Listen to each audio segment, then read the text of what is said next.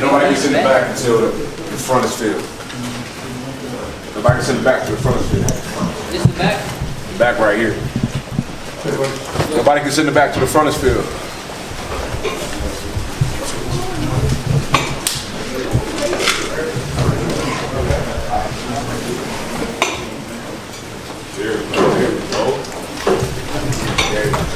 Right here, everybody do it.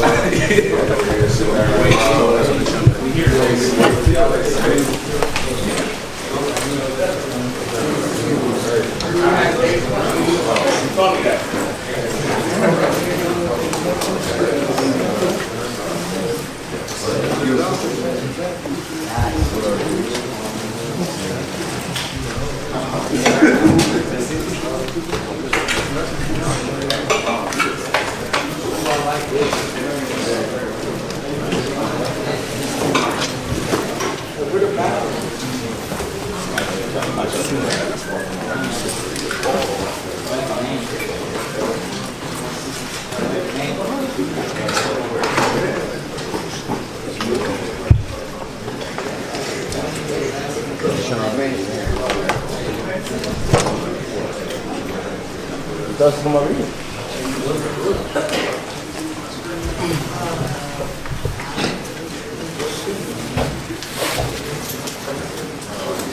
What you doing? Grown up. Grown up a little bit.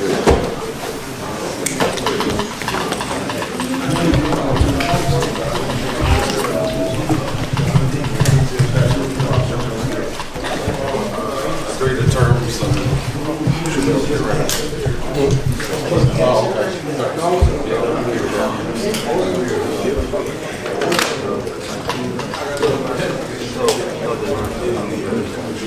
Anything else? I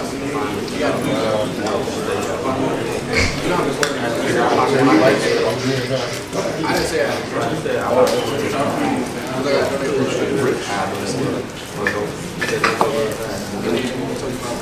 I'll buy it. That's it. First impression. Get the good quality. What it is, bro. We get it. We capture the moment. That's all that matters.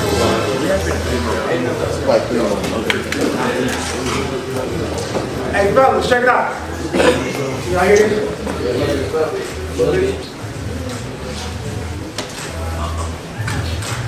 Who know who this is? Y'all know who this is?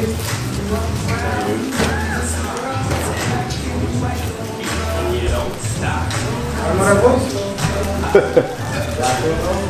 Who? I don't know. Okay, just listen. Turn up.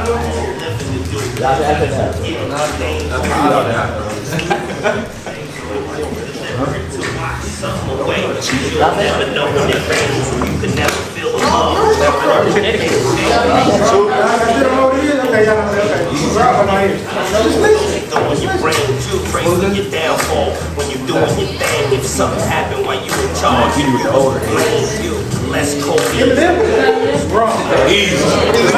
okay, it's okay. It's okay, it's okay. Who? Okay. Alright, so listen.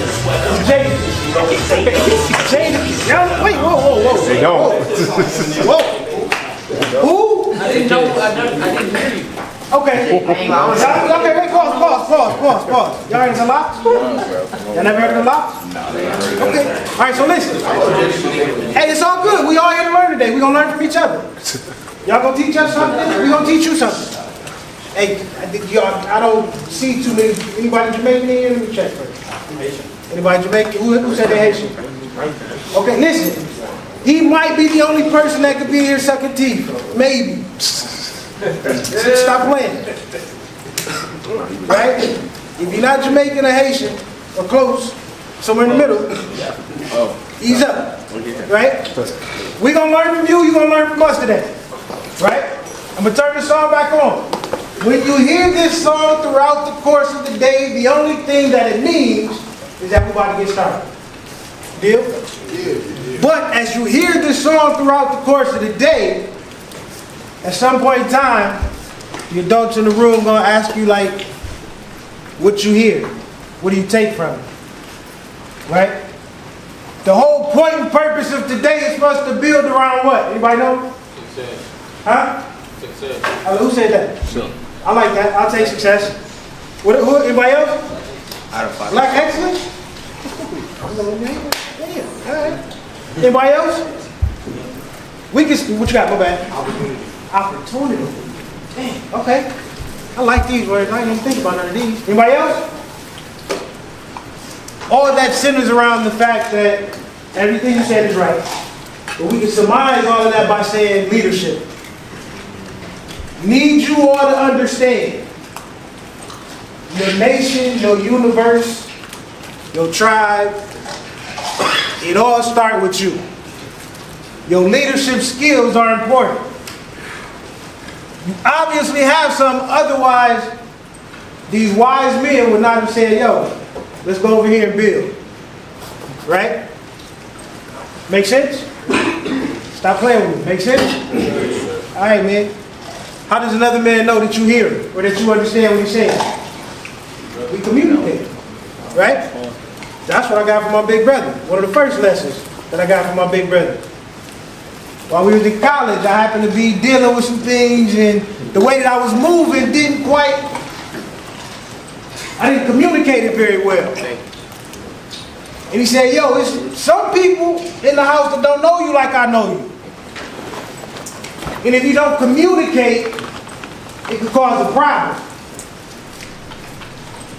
I didn't get in my feelings. I didn't take it personal. I did the knowledge.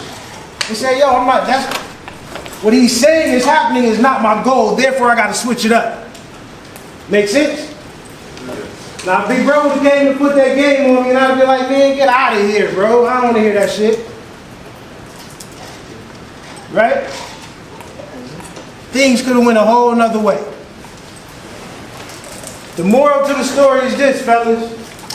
A, when somebody trying to give you some game, open your ears.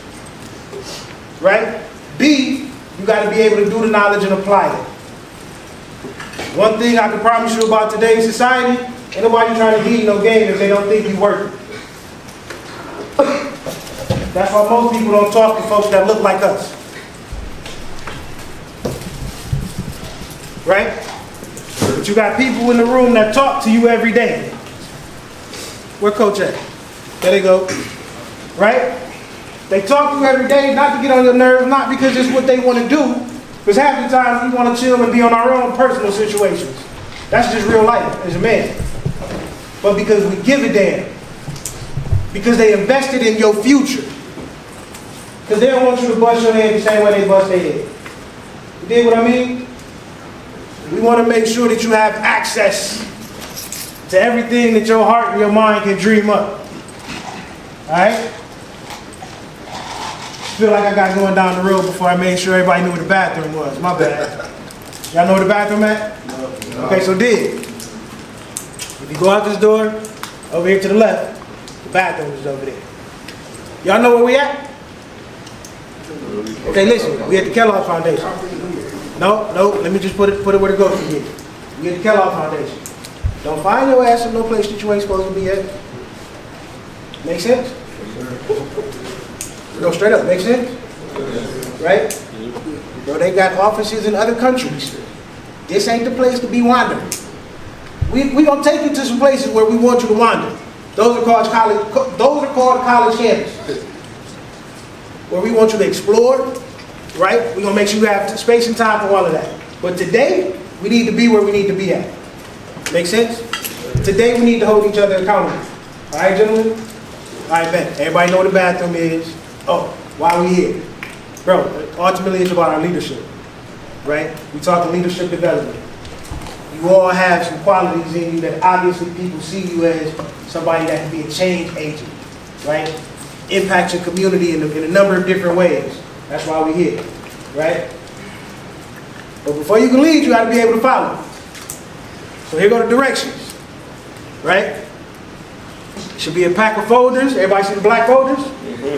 And it should be 3 stacks of paper. Right? See the handouts? Everybody get a folder. Everybody take one of the pages, put your joints in your folder. Right? Everybody got a notebook. If you don't have a pen, say something. So the first thing you gotta do is build your folder. Ain't no more packing our own folder. You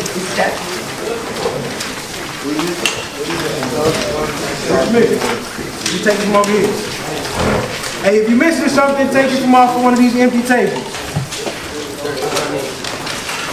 I had the phone somewhere.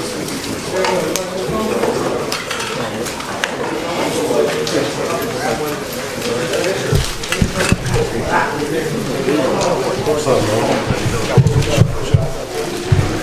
Yo, what's up, bro? Two.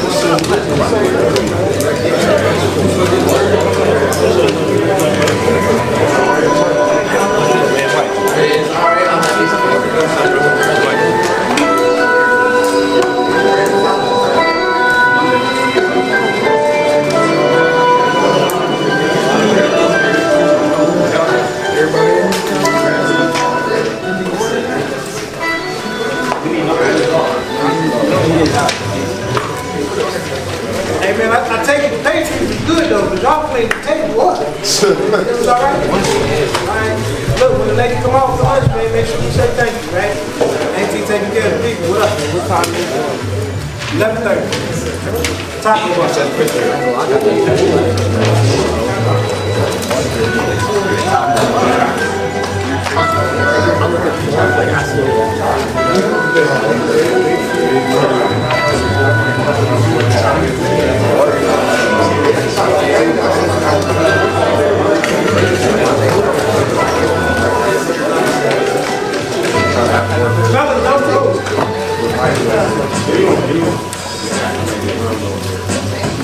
Fellas, don't start filling that sheet out just yet. We're going to do introductions first, and then we're going to fill out the sheet.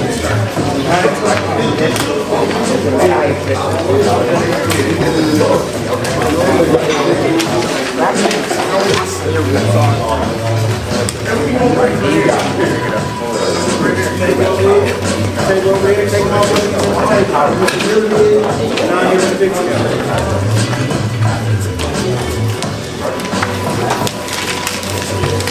Fellas, one of the things we probably want to do, put that picture, the one that is a picture of success, put that on one side by itself. That's what we're going to start with, right?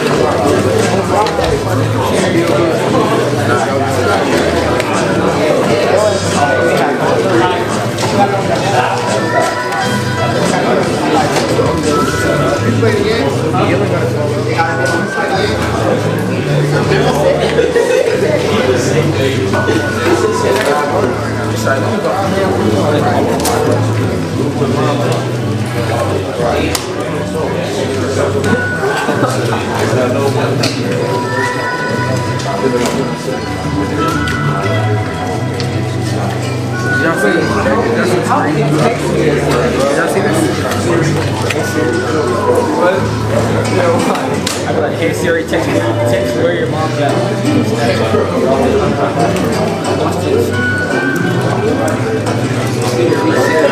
Text money.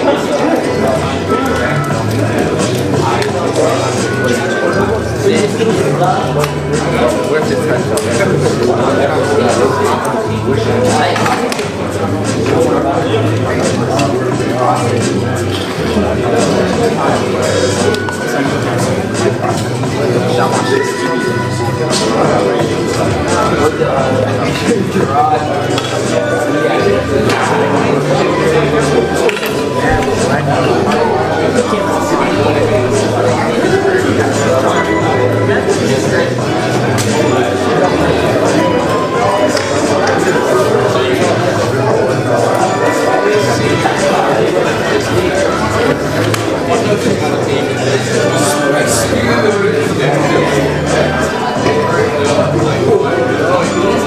Everybody good?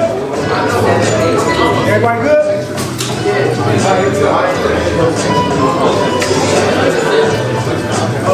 I ain't do nothing.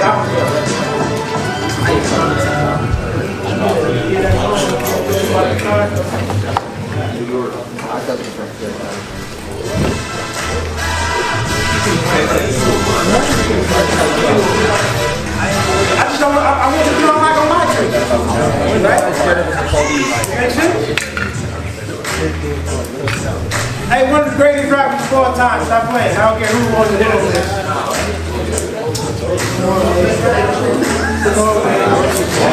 Stop playing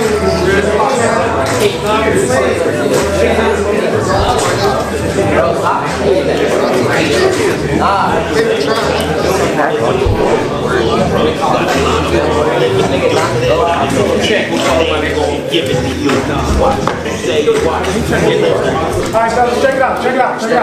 Check it out. What we don't have to do is play the whole song every time. We just want to get your attention so you know we're about to get busy, right? So here we go. First thing we got to do is make sure we understand who's in the room. It is never fun. I have never enjoyed sitting in a room with somebody talking at me. And that person don't even know my damn name. You dig what I mean? So one of the things we're going to do real quick, we're going to go around the room and share who's in the room, right? I need you to know the individuals that are in the room, they're in the room because we trust them. Make sense? The things that we talk about here today, don't stay here today. The individuals that's in the room have been asked to be in the room so that we stop looking at the policeman, man. You all right? Hey, but listen, for real, right? Hopefully you just understand the depth of the network, right? When we was in middle school, I remember it was a sign in the hallway that said your net worth is directly connected to your net worth. In middle school. So if everybody on your team, all they can do is shoot, hell, you don't get the ball up the floor to get to a spot you can shoot. Front, right? So you need somebody that can bring the ball up the floor. You need some diversity in your network. Make sense? So that's one of the biggest goals of today is to make sure that you diversify your network, right? At the same time, you're going to help me diversify my network. You're going to help us diversify our networks because we're going to get to know each other. Make sense? So we're going to go around the room. Name, what school you go to. If you're in school, what grade you in, right? If you're not in school, it'll be your name and what you do for a living. Fellas, everybody got a notebook, right? Yeah. Everybody got a money maker, got a pen? Yeah. Who don't have a pen? Grab one off one of these at the table, get a pen. Listen, one of your first assignments for the day, write in your notebook. One of your first assignments for the day, write it in your notebook. You need to meet 3 professionals that you've never met before. You need to meet 3 professionals. Meet 3 professionals, write that down. Actually, what you write down is meet 3 new people. How about that? Right? 3 new people. Meet 3 new people. How do we know you met these people? You'll have their name and you will have their profession. Right? You'll You'll have their name and what they do for a living. Another way to look at it. All right? Okay, my bad. I'm just saying, you know, this is hey, that's what we be at. My bad. We got it? First assignment of the day, we're going to be 3 new people. I know the Compton. Hey, if you're on a team, if you ever heard a coach say you want to do your work early, right? Shot go up, we got to box out, we got to hit somebody first. First you got to find somebody to hit, right? Find somebody to hit, you got to get yourself in position. So at the end of the day, while we going around and people are introducing themselves, here's your first opportunity. This is doing the work early. You might not get all of their information the first time around, but at least you'll catch somebody's name, you'll catch what they do. Now by lunchtime, you get the other stuff that you're gonna have. Make sense? We gotta take advantage. Here's one of the other big keys and tools of why we're doing this. We as men don't communicate well. We see it on teams all the time. Especially by the time we get tired, everybody sucking wind, you don't want to say nothing. Throw a call to pick out, quit playing with me. Right? So, we're going to force you to communicate. The only way we get better is by repetition, right? So that's what we're doing. The things we start doing here today, every time we get together, we're going to build on it. So you got a whole notebook. It ain't just for these 4 hours. So you also got some responsibility to keep up with this book. Because I ain't buying another one. Alright? So, who set us off in the room? Ooh.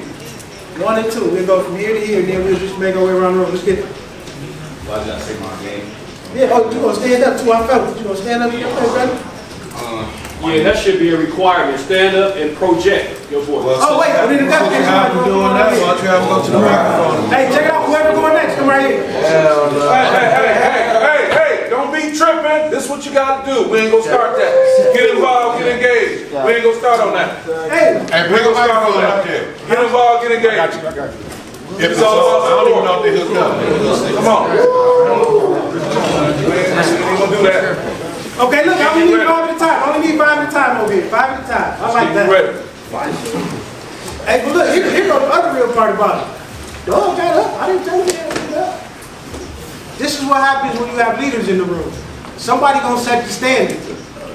Right? The question is, can you match his energy and his effort? It don't mean we hating on him. And if you're not comfortable with it, bro, that's cool.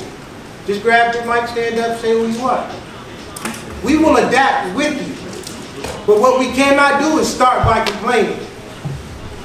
And we just saw what that does a couple of days ago. When you start by complaining. Right? You're not dead, little bruh. You got a lot more living to do, little bruh. You got some work to put in, though. Because if it go wrong while you in charge, you to blame. Right now, we in charge. We getting you set. What you got, bro? Do we still gotta stay at school even though we all go to the same school? Hey, man, that makes perfect sense. Thank you for putting it in the air. That makes perfect sense. I just wanted to make sure y'all was woke. All right? You ready? Thank you. My name's Shaquan. I'm in 11th grade. I go to Battle Creek Central High School. Pastor T, man, appreciate you. My name is Armani, and I go to Baptist Public Schools. I'm at 10th grade. My name is Jay Price. I go by Jay. I'm in 11th grade. I go to Battle Creek Central. Hey, check what he did right there. Check what he did right there real quick. He told you his name, but he said, yo, I go by Jay. You can call me Jay. I'm cool with that. We got to treat people, we have to show people how to treat us sometimes. My name is Jashawn. I'm in 10th grade. I go to Battle Creek Central High School. Hey, man, we said 5 at a time. Man. You got it. My name is Chase Harvey. I'm a freshman. I got a Battle Creek Central and Mass last year. My name is Nasir Alexander. I'm a 12th grader at Battle Creek Central. I'm a senior in the Central. My name is Joshua Pittman. I'm a senior at Battle Creek Central. My name is Shaking Almore. I'm a junior. I go to Central. My name is Monster. I'm a senior. I go to Central. My name is J. Robert. I'm a senior. I go to Central. My name is Capri Richardson, senior. I go to Central. My name is Ian. I'm a sophomore. I go to Central in Math Science. My name is Kanye. I'm a junior. I go to Better Central. My name is Mark, and I go to Baptist Central. Graduate. My name is Karan Dustin. I'm a 10th grader and I go to Baptist Central. My name is Bishop. I'm a junior. I go back to Central. My name is Keon, I'm a junior, I go by Key, I go to Baptist Central. My name is Lavarion, 11th grade, and I go to Better Central.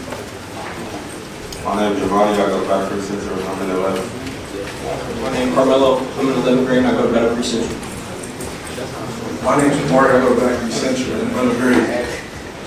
My name is Lee. I go by LJ. I'm a freshman. I go to Central at Math Science. Love it. My name is Nas. I'm in the Southwestern poker. The five rules of the world. I'm in 12th grade and I go to Central. My name is Sir, I'm a freshman, I go to Central Math Science. My name is Jaden. I'm a senior. I go to Central. My name is Fu Ross, I'm a freshman, I go to Baptist Central. My name is Aaron, I'm a freshman, I go to Baptist Central. My name is Travis, I go to Baptist Central. My name is Trey, I go to Baptist Central, KCC, I'm in 12th grade. Pause, hold on. Wait a minute.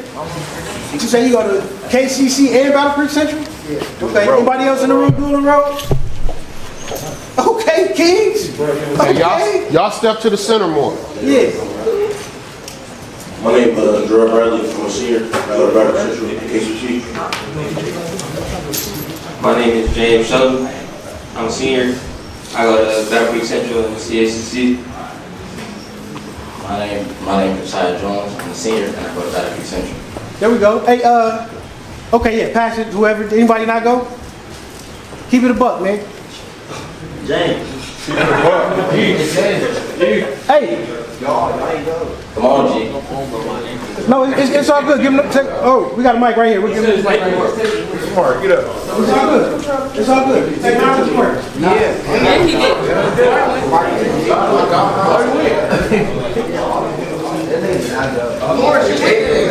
Check it out. It's all good. It's all good. It's all good. It's all good. We're gonna let him introduce himself. It's all right. Here's the real question, right? When I said, hey, if you're not comfortable with it, bring you the mic. Everybody else just kept getting up. It's all good, right? You have to understand, fellas, that there are systems of support in place, right? Sometimes the systems of support might look like different things, right? I'm gonna just throw this out there. Here go some things that might look different, right? We all got friends or have friends or know people, right? And maybe they get accommodations. In traditional high school, K through 12 settings, those accommodations, sometimes we laugh at, right? But ultimately, when you get past K-12, those accommodations are really systems of support, by way of giving you some more time to access the information you need in order to pass the class, right? So by us saying, yo, if you're not comfortable with standing up in front of the room, that's just a start. By the time we get done, the goal is for us to make sure you feel safe enough to do so. But we got 3 different microphones. We have to figure out how we support each other instead of blowing the spot up. I feel like that's kind of what we did. We just kind of blew the spot up a little bit, right? Keep it cool, keep it chill. Let's see where we at, all right? He said he got an ankle injury. Somebody cross the road? Okay. My name is James Brown. I go to Baptist Central. I'm a senior. I just appreciate you for trusting the fact that we was gonna support you and you ain't have to do nothing you ain't want to do.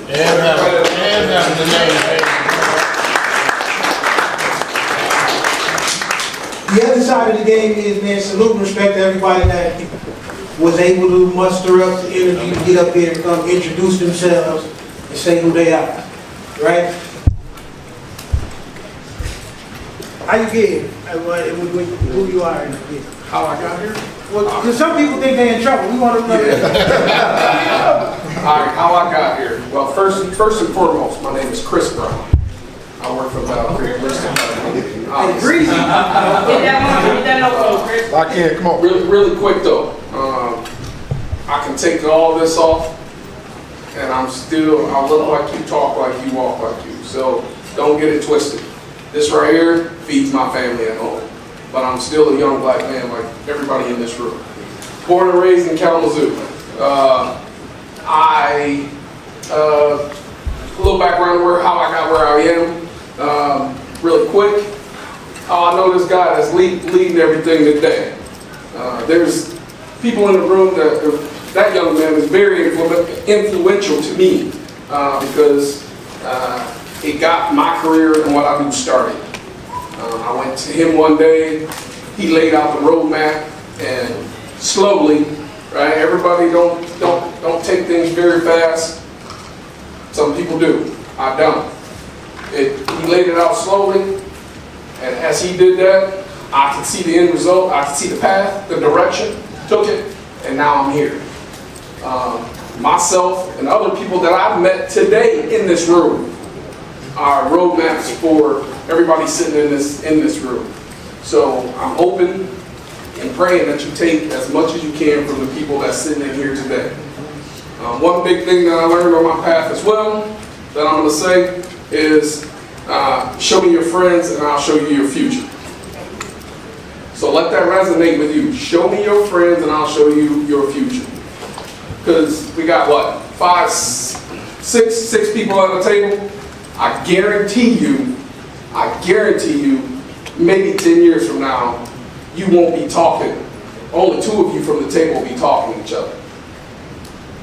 So, show me your friends, and I'll show you your future. You want to align yourself with the energy that you put out.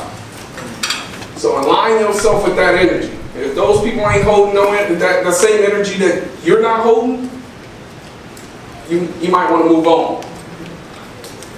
And let them catch up. It ain't hard. I appreciate y'all having me.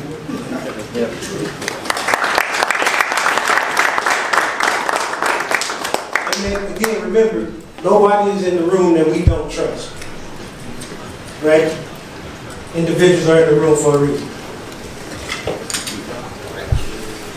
All right, most of y'all know me. I think everybody here know me. All the students anyways. Tyler Gillen, also like Brother Brown, I'm from Kalamazoo, Michigan originally. How I'm connected here with Brother Bill. Now, I've told this story to many of y'all in the past before, but what I appreciate about being in this space, right, is I was kind of in the same seat you in, but I wasn't in these kind of spaces until I was on the college campus. I graduated high school with 1.9 GPA, like I told many of y'all, made dumb mistakes my 9th and 10th grade year, failed half my class. I just didn't have a focus, I didn't have direction. I know Key was in the school, in the space at the time, with teachers that I knew that didn't care about me, and nobody that saw the potential in me was pushing me to be that. Right? And started to get that until I was in my 11th grade year, and it really doubled down my senior year. And I remember talking to my counselor, Mr. Blackwell, about how I was frustrated that I was able to be a 4.0 student my senior year, but I still only got to a 1.9 because how many classes I failed in 9th and 10th grade year. And he asked me what the difference was, and I said there was times when I didn't see the potential in me. And like Brother Brown was saying, I'd have my homeboys around me that was pushing me to be that potential. But then when I started having some teachers and I changed my friend group, because a lot of the dudes I was saying were the dudes that like to be that way, that was from the streets that I was from, they didn't make it to their junior year. Right? The dudes I was wrong with, being on some dumb stuff in the bathroom, shooting dice. That's why I get when, some of our knuckleheads know that I'll shoot the dice in the bathroom too. Now we have bathroom doors so we can close and hold to keep adults from coming in. Y'all don't got them, you got wide open doors, right? But all them homeboys didn't make it with me. And it wasn't until I was 18 years old, I graduated high school. I was working in the world. I wasn't planning on college. Nobody in my community really was talking about college, except for one of my best friends. His name was Nate. Nate had a little night kind of like this, where Ezra Bill was at KBCC, was hosting like an each one reach one kind of night from a program called Brother to Brother. And I'm a big dog. All I heard was, come to this little program, we're going to feed you chicken tenders and fries. I'm 18 years old, out here paying for my own dinner. I'm like, I'm about to go get this dinner, and they don't know what I'm about to do to it, But I remember I walked in, there was a room about this many, 50 people, right? There was a whole bunch of brothers, some dudes from saying they're from Chicago. Now I know that not everybody, when you get to college, you know what I'm talking about. It's going to be a whole bunch of people say they're from the D or from Chicago, and they be from like Royal Oak. Okay? But we just let them have that though, right? So I get to this, I remember I walked into a room, there was a whole bunch of people that I did not know, and I was armored up because nobody ever put me in a position for being a young black man coming into another room with other brothers from different communities, and there wasn't conflict. Every time we played Benton Harbor, it was fights. Every time we played Battle Creek Central, it was fights. For football, basketball, whatever was going down. Every time we played Jackson, it was smoke. So I was used to being conditioned to every time I stepped into a room where there's other black men that looked like me, that I didn't know, I was already armed up and ready for smoke because it was always going to be there. And it was the first time I walked in this room that Ezra Bell was hosting, and it taught me something about the power of convening. He convened a meeting where men came, young men came, and he was a leader of men, saying this is what we're about to do, this is what we're not about to do, and we all put our trust in him. And that was the first time I remember sitting in a room in college and we was talking about, they was giving us vocabulary for the things that I experienced. They was talking about institutional racism. And I was like, I've experienced that, but I've never known what to call that. They talked to us about bias, implicit bias. And I was like, I had never heard that term, but I've experienced that, now I have the language to go with that. And once we walked out, it was the first time in my life, just to be real, because the door is closed now, so we can say it was real, right? It was the first time that I was in a room full of men that looked like me, that not one time throughout the night we could talk about hooping, hoes, or fades.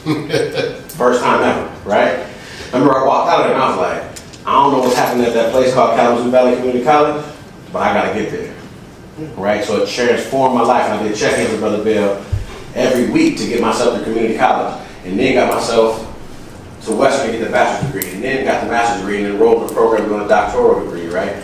So all it started from being in a room like this, and just opening my mind up to really receive and hear what people around me had to say, and make me realize that there was something that was different that was possible for me. So if nothing else, I hope y'all really open up and lean into the next so you can see what's possible for you. Look. The thing Tyler don't tell y'all though is the Tyler saved my life because I was paying $600 a month child support. So watch when they dropping the kids out, right?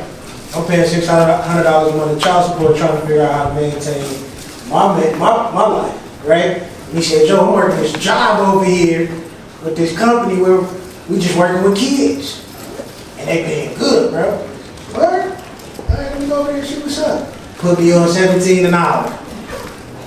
Now child support payment ain't so bad because I got a plug.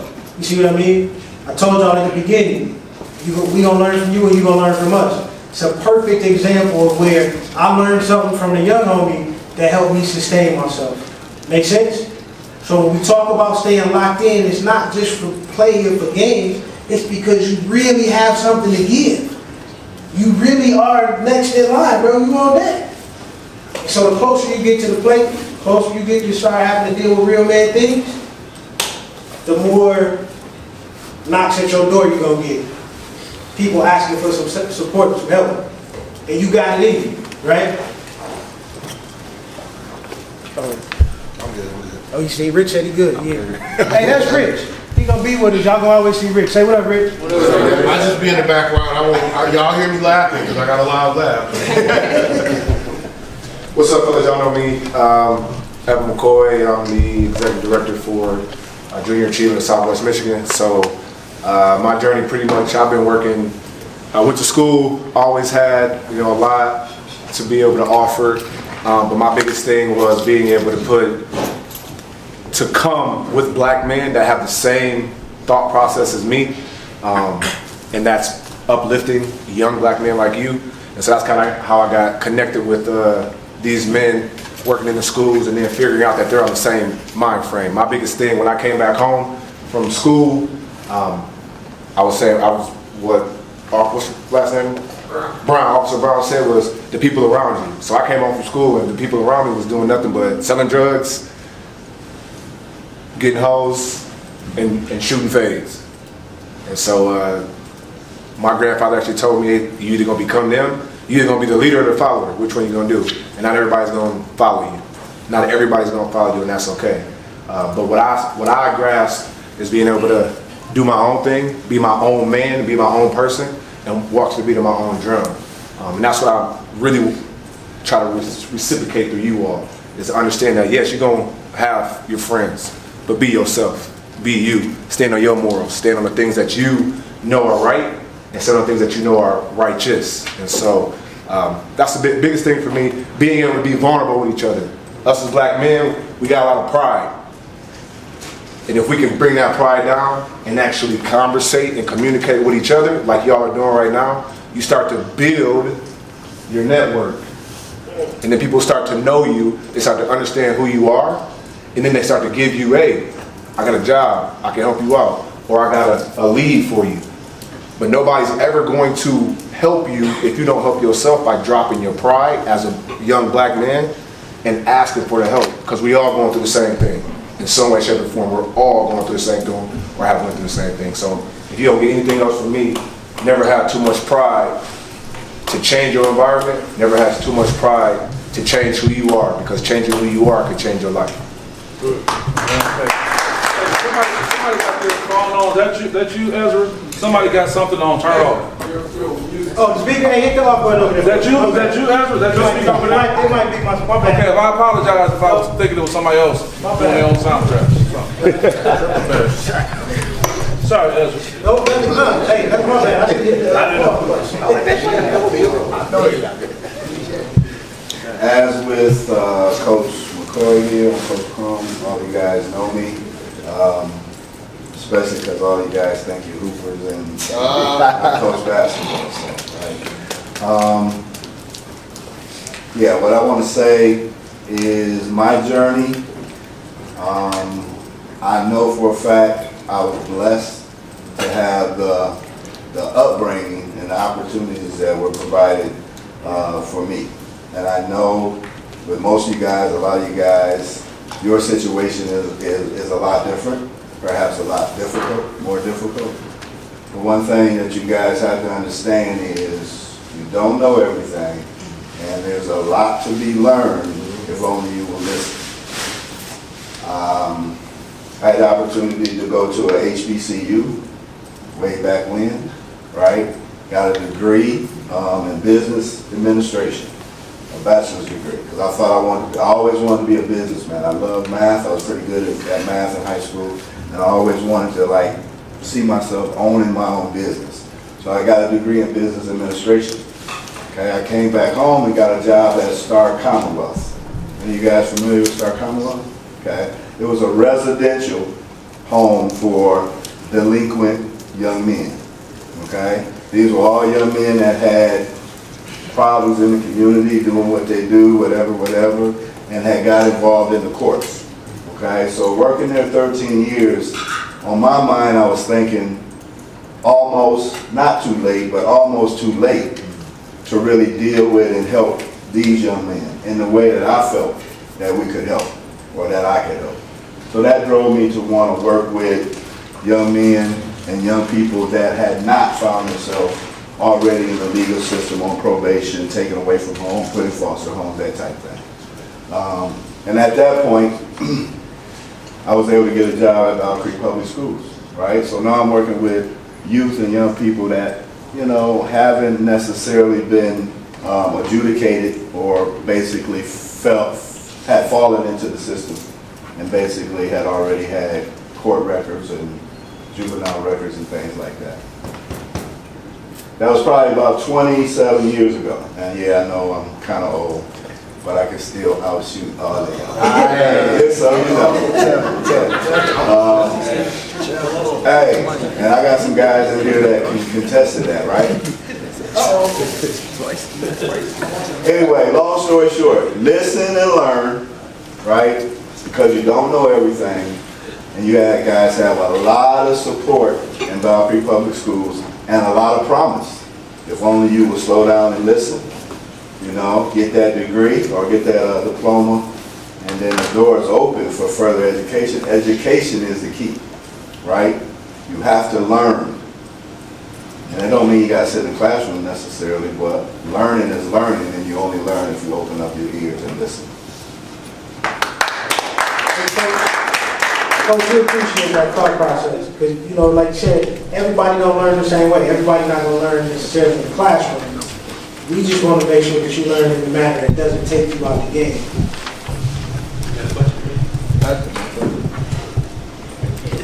Hey, you said, can you go to the bathroom? Hey, so look, fellas, for real, what we going to do, if you got to go to the bathroom, you're going to get on out the door over here to the left. And then, but like I said, just make sure you come back. And I promise they're not gonna run out of toilet paper, so if you're going for longer than 10 minutes, they go something different, all right? Hey, everybody say, hey, Miss Tracy. Say thank you, Miss Tracy. Thank you, Miss Tracy. All right, my name is Michael Harrison. I'm originally from Kansas City, Missouri. Born and raised in Kansas City, Missouri. My story's kind of like everybody else out here. And kind of like some of your experiences. I was raised in the inner city of Kansas City. Not a lot of people I grew up with graduated or even made it to high school. My graduating class, I had 80 people in my graduating class. Only 3 of us made it to college. I was a knucklehead like most of y'all probably, right? Got in trouble like most of y'all probably did. The one thing that probably saved me was my friends. I was a nerd out the group, but I tried not to play it like that. I tried to be cool and tough like the rest of my friends, right? But I was really a nerd and didn't want to play it. I did pretty well in school. I just didn't show it. I got a scholarship to go to a Division I university, University of Missouri, which was a big deal to get out of Kansas City and go to a big time school. My parents were super proud. My neighborhood was proud. I was the like the man in my block, right? Because you made it out of here. A year later, I was back on the block. I had failed out at University of Missouri just because I wasn't ready. And the reason why I wasn't ready is because what everybody's saying to y'all right now, like I just didn't listen. I had people telling me about the opportunities and about what you could do, and man, you could do this, you could do this, you could change this. I wasn't worried about that. I was worried about sports, girls, clothes, like some of the same stuff that y'all probably think about right now. I had to come back home, sit down for a year, and I ended up back at a community college. And when I went back to the community college, I tapped in with a brother like Brother Bell, and I got supported by a group of brothers that were focused on getting out. Not only did we get out of the community college lane, I got back out of Kansas City and went to an HBCU. In that HBCU, I found people that were willing to invest in me differently than I ever experienced before. Kind of like you have right now in this room. Brothers telling me how special I was, how smart I was, and how you're going to impact your community. And even though I heard that before, I didn't believe it until I got into that space. And from that point on, it changed my perspective about what we can do collectively. Because if we can support each other, we can make it through anything. But you got to be open to working with each other, right? we always talk about like a basketball team. Everybody on the team ain't good, right? Some players are better than others, but we still play as a team. And when one person on the team wins, or when the team wins, we all win. And when somebody on the team loses, we all lose, right? But the idea is that we move collectively, and we move powerfully when we show up. And that's how we want to move in life. There's enough brothers in this space that you know that you got a teammate. It's always going to support you, pass the ball, right? Help you up when you fall down, take the charge for you, right? Set the pick. Whatever it is, we're here to support you guys, not just now in life, but as you progress, as you get older. Because the same relationship we're trying to maintain and build now is the same one we want you to have for your lifetime and building others. All right.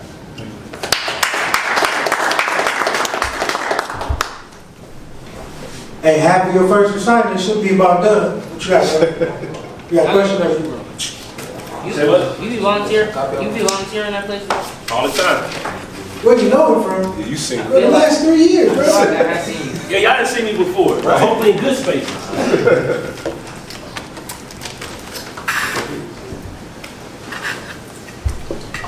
First of all, good morning everybody. I'm sorry for being late. Long morning, long week. Peace to all those in the room. Peace to all the black men in the room. Peace to everybody in the room, every man. But I come from a different lane, space. My name is Jason Adams from Detroit, Southwest to be exact, 313. The school, I went to Valley, graduated 2-year community college. I'm a, what's the city called, non-traditional student. I was school when I was grown. Like I was in my late 20s when I went to school.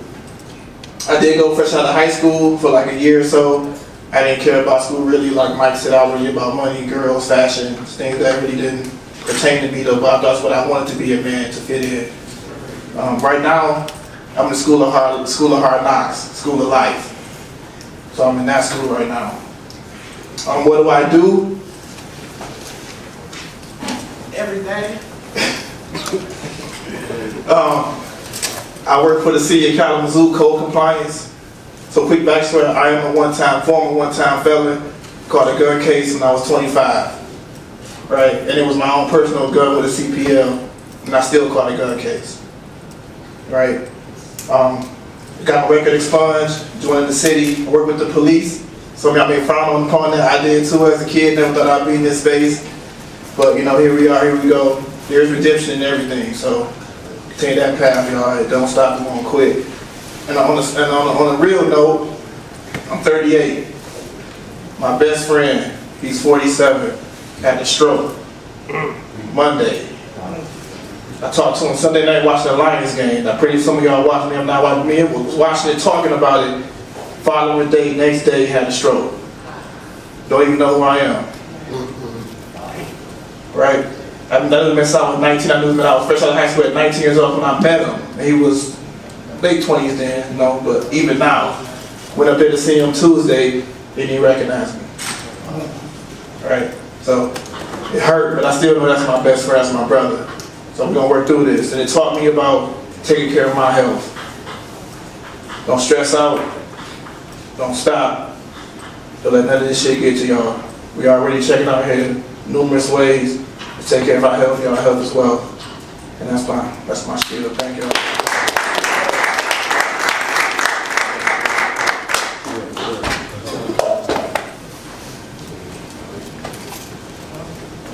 Man, I hope you heard that in a real way. Good morning.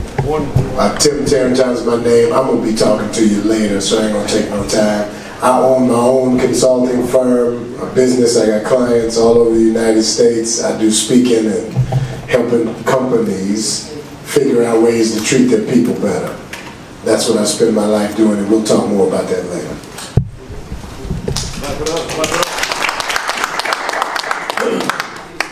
I know we're stretching for time already, so I'll keep mine brief too. Good morning again, Kings. How y'all doing? Good. All right, appreciate it. My name is Trice Batson. I work at the Kalamazoo Valley Community College. I'm the Director of Diversity and Inclusion. So I go by he, him pronouns.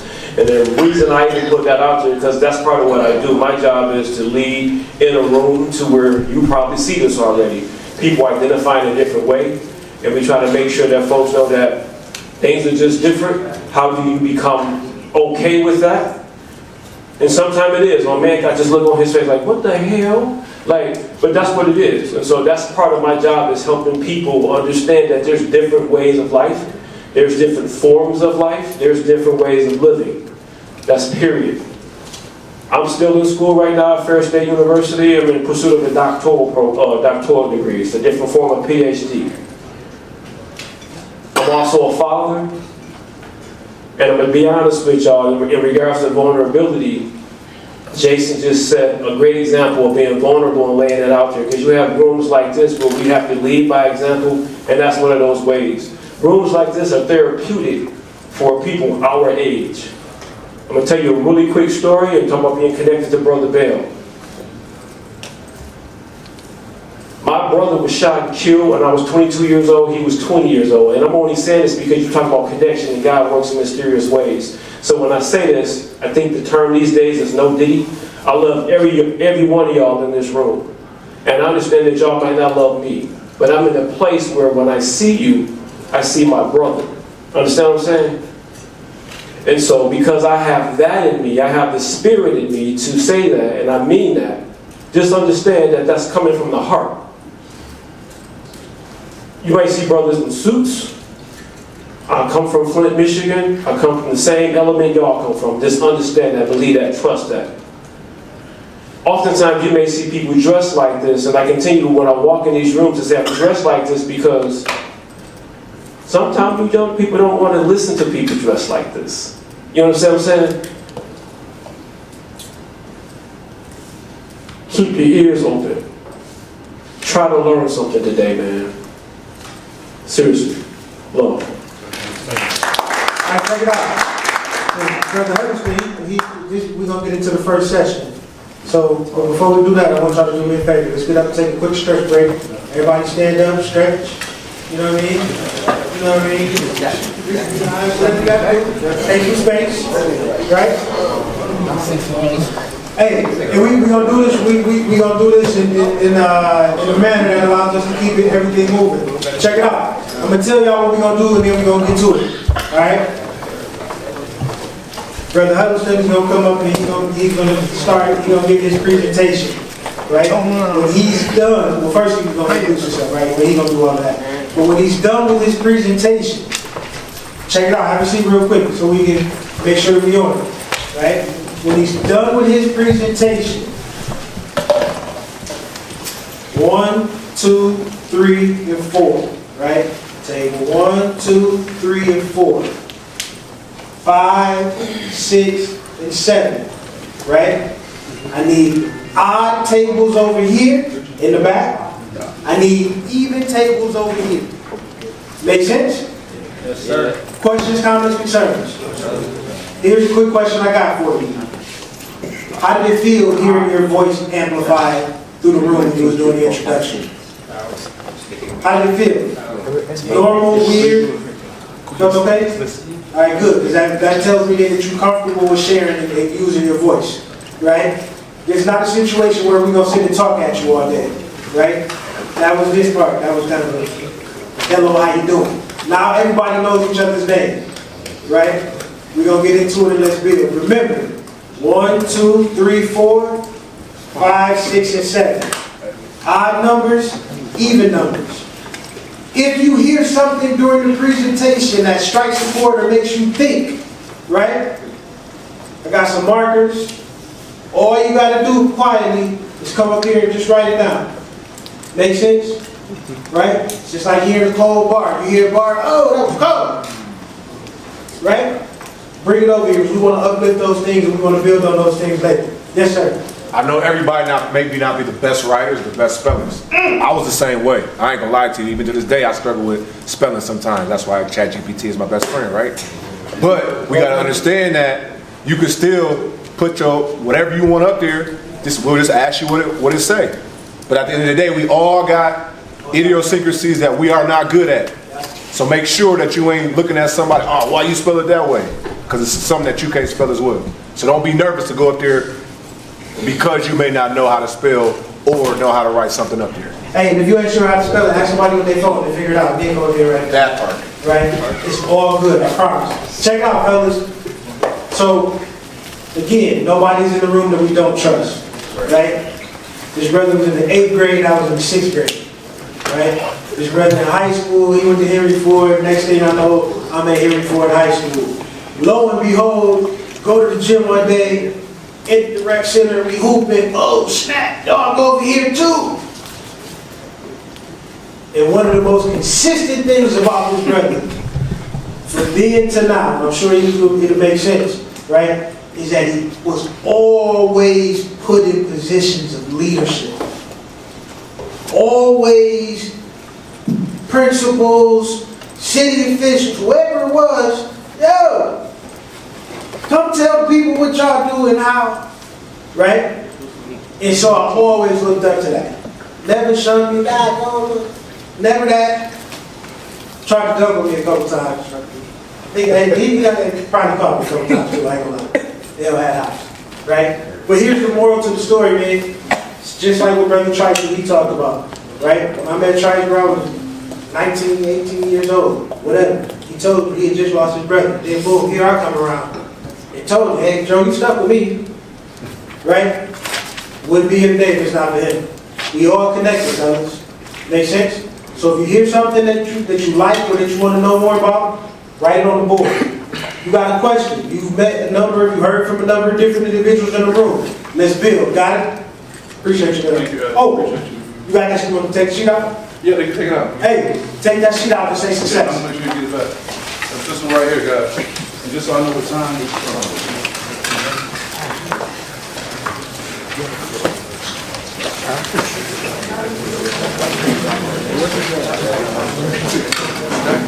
Just take the paper out. All right, let's get you guys' attention. Hey, what you got? Coming up here with me? All right, guys. Good morning, everyone. Good morning. My name is Lindsey Huddleston. I appreciate Ezra's introduction. Jade, I'm going to get your sheet Thank you. In a perfect world, let me get your attention first of all. Let's start with that. Let's start with that. Got up this morning, proud Detroit, shout out to D. 7 Mile Evergreen, drove in from East Lansing, but I shut my night down early so I can make sure I was good. So what I want to share with you guys is not just for me, it's for every male presenter here, but just going forward. Pay attention. I want you to look at me. If your homeboy laughing, cracking a joke, don't respond. I'm sure a lot of you, like Coach Crum said, want to be ball players. You swear if you go play ball, but you say you need to be in the front. I'm just going to be brutally honest with you guys. When you heard me, hey, do this and do that, it's not because I'm trying to get on you. It's not because I'm a former Marine and former coach. It's that I love y'all too much to go astray with that. These brothers are doing an excellent job telling you your story. Let me tell you another. Put your phone down, man. That's so disrespectful to me. All right? Don't do that. Don't do that to nobody. Okay? And I'm not even going to be apologetic for how I'm coming at you, because I'm coming at you with my heart and I want something good to happen for you. But what I want to share with you is this, guys. I'll tell you my story. But that document that Jay let me hold, I said, you know what? We'll just show them this.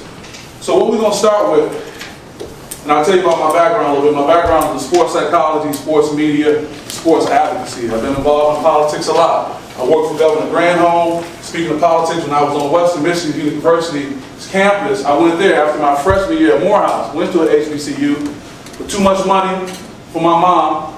I talked about growing up in Detroit. I always say the alumni in my sandbox is drug dealers, murderers, and college graduates.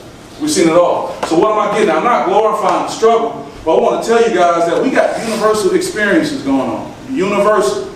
And guess what? With universal experiences come universal rules to success. That Trice, my brother, can tell you about from Western, that Ezra can tell you, Coach Crum, we all just meet. There's universal principles y'all just don't know about because y'all young. You just don't know about it because you're young.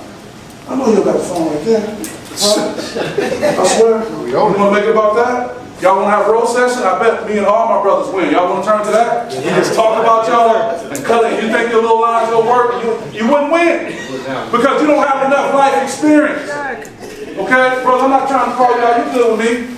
But we here for a reason. I like the beautiful Kellogg Center. Excuse me, the foundation. Come on, pay attention.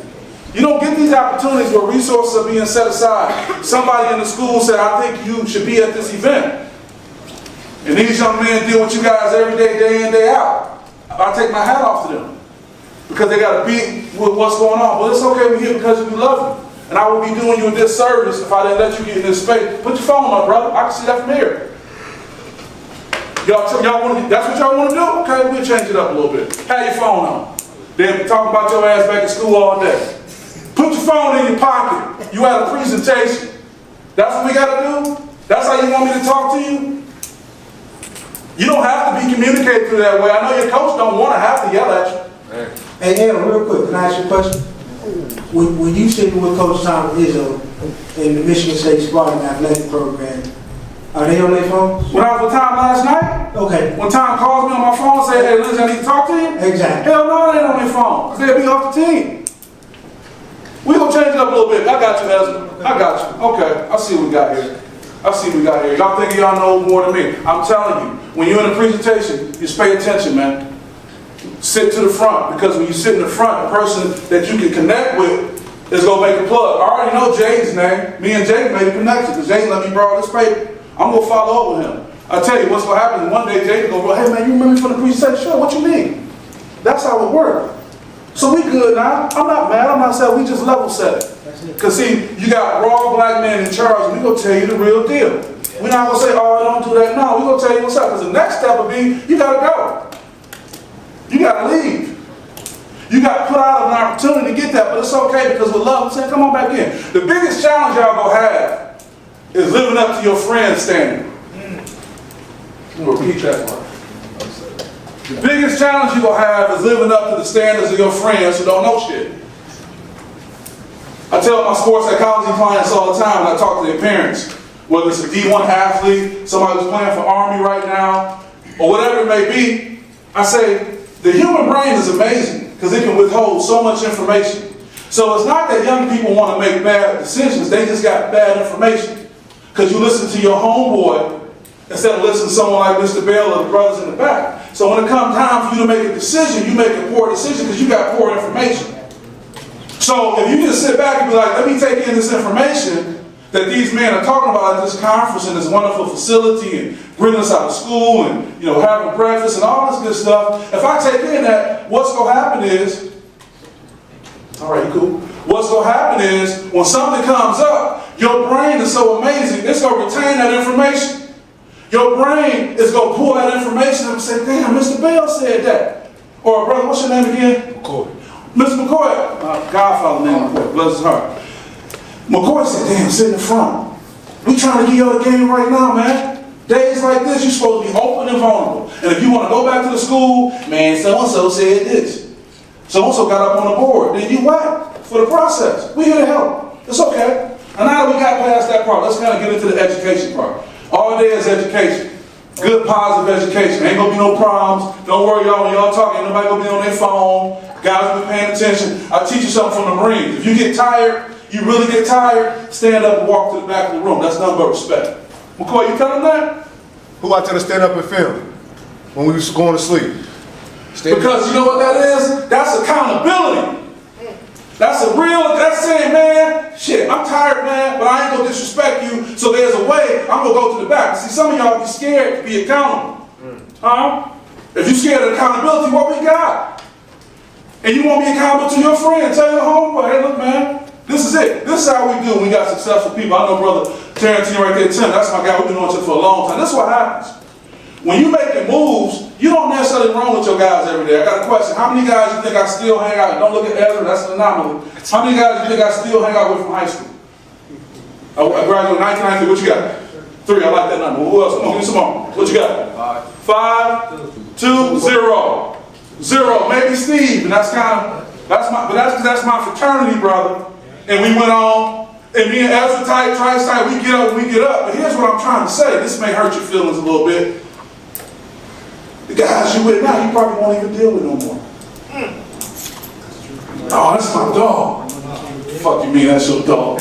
Y'all just dogs, y'all in proximity. Because y'all close to each other. Because y'all live in the area. There's nothing wrong with that. There's nothing wrong with going to handle your business. So what I'm getting at, I got a really good friend in town. He's from Detroit, but he lives in East Lansing as well. We say, I'll see you when I get there. Man, you going, I gotta handle my business. I gotta go holler at Ezra, I gotta go over here. And guess what? When I get there, we'll meet at the top. Meet at the top. I can't be carrying you. You gonna go with me? No. I ain't going with you, I gotta go. But if you really on the same path, we gonna meet there. We gonna be there like this. Right? Not me holding on to you, you hold on to me. It can be done. So here's the thing. You'll get so much information today, guys. I don't even want you to try to remember everything. You know what I want you to remember? The feeling. This feeling of empowerment. This little window where you say, damn, I think I really can do it. And when you hear about W.K. Kellogg, or you hear about the Urban League, or Ezra Bell, or you see one of these men that's with you every day, you be reminded of that feeling. You can beat anybody. Y'all come from rough circumstances. Don't you know this is the most challenging your life will be right now? If you get through this far, coming out the creek, they talk about where you from. They talk about where I'm from. Detroit, Kalamazoo. But I wear my 313 everywhere I go. You should be proud of where you go when you get there. Right. Now, you can be one of two things. You can be in the hood or for the hood. I'm gonna walk over here. I'm gonna walk over here. I'm gonna walk over here, and I'm gonna walk all the way back to that pillar right there, and I'm gonna say it again. Just give you some time. There's nothing wrong with processing things. Nothing wrong with processing. So you can be in the hood or you can be for the hood, and it's a real tight rope because sometimes you think of being in the hood, you gotta stay on the block. I gotta keep it real. That's okay, man. I'm from Detroit. I live in East Lansing. You get deer coming through my backyard every morning. I be tripping, cuz. But guess what? When that bunny rabbit back there, I tell my daughter, baby, wake up, go look. Look at the bunny rabbit. And she was like, all right, Daddy. I'm like, look at this. Because I know where I came from, man. And that's the same for you. Nobody has said your future is already set. No, it's about the work you put in. That's another universal principle work. So let's go back to what we do and how we get there. So I showed you this. Jake, thank you for allowing me to show. I don't have no PowerPoint today. I just want to show you this.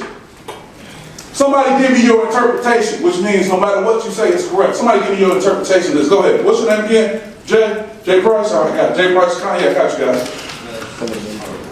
Speak up. Go ahead. Give me your interpretation of the image. First thing I thought was like, sometimes you just one step away from success. One step away. Huh? Somebody else? Come on, give me interpretation. What you got? Say your name. My name's Shaquan. Yeah. The picture is saying you have the key to success. It's right in your hand. I love that. Come on. Bishop, I remember your name. Jay, like, give me my paper. What you got, Bishop? I don't know how you're gonna put the piece down right there. You know, like, perfect. Bishop, critical analysis. How the hell you get the piece there? You got one for me? Come on. Go ahead. Go, boom. Building blocks of success. Say what? Building blocks of success. Building blocks of success. Right. What you said. Yeah, the same thing. How you put the piece down? Guess what? In life, you don't have problems. You got puzzles. He gonna fall. It's no surprise. I ain't gonna You got Trice, you on the edge of your seat? Trice, you on the You might have us all up. No, it's good. Hey, let me tell you something. Come right back to you. I'm not speaking no foreign language to y'all. That's why it's hitting. Huh? These are universal principles. That's why it's hitting. Huh? Don't glorify me. Really quick, what you say about the puzzle? Hey man, listen. I don't have problems. I got puzzles. I gotta figure this shit out. Ain't no problem. I gotta just figure it out. Huh? You can figure it out. Because I wouldn't be here, Tim wouldn't be here, Ezra wouldn't be here, brothers wouldn't be here. We can figure out problems. That's what we do. You can do that. Y'all got this, man. So let me tell you my story and tell you how I put the pieces down. Because brother made a good point. How you gonna put the pieces down? Grew up in Detroit, was very active, played ball, hoops, all that. Played with guys, went to the NBA, did well. That was great. We all love that part, right? Went away to Morehouse College, like Coach Crump said, it was too much money. I got hit with the financial reality. Listen up a little bit. That's distracting for me. Nah, that's distracting for me. Appreciate you. Went on to Morehouse. It was great, man. Come on, Coach been telling y'all about the HBCUs. You hear about that all the time. I got something for you too, right? Got down there, man, met my girlfriend. She went to Spelman. Beautiful, all that type of stuff, but then found out I had money to go back. It hurt me.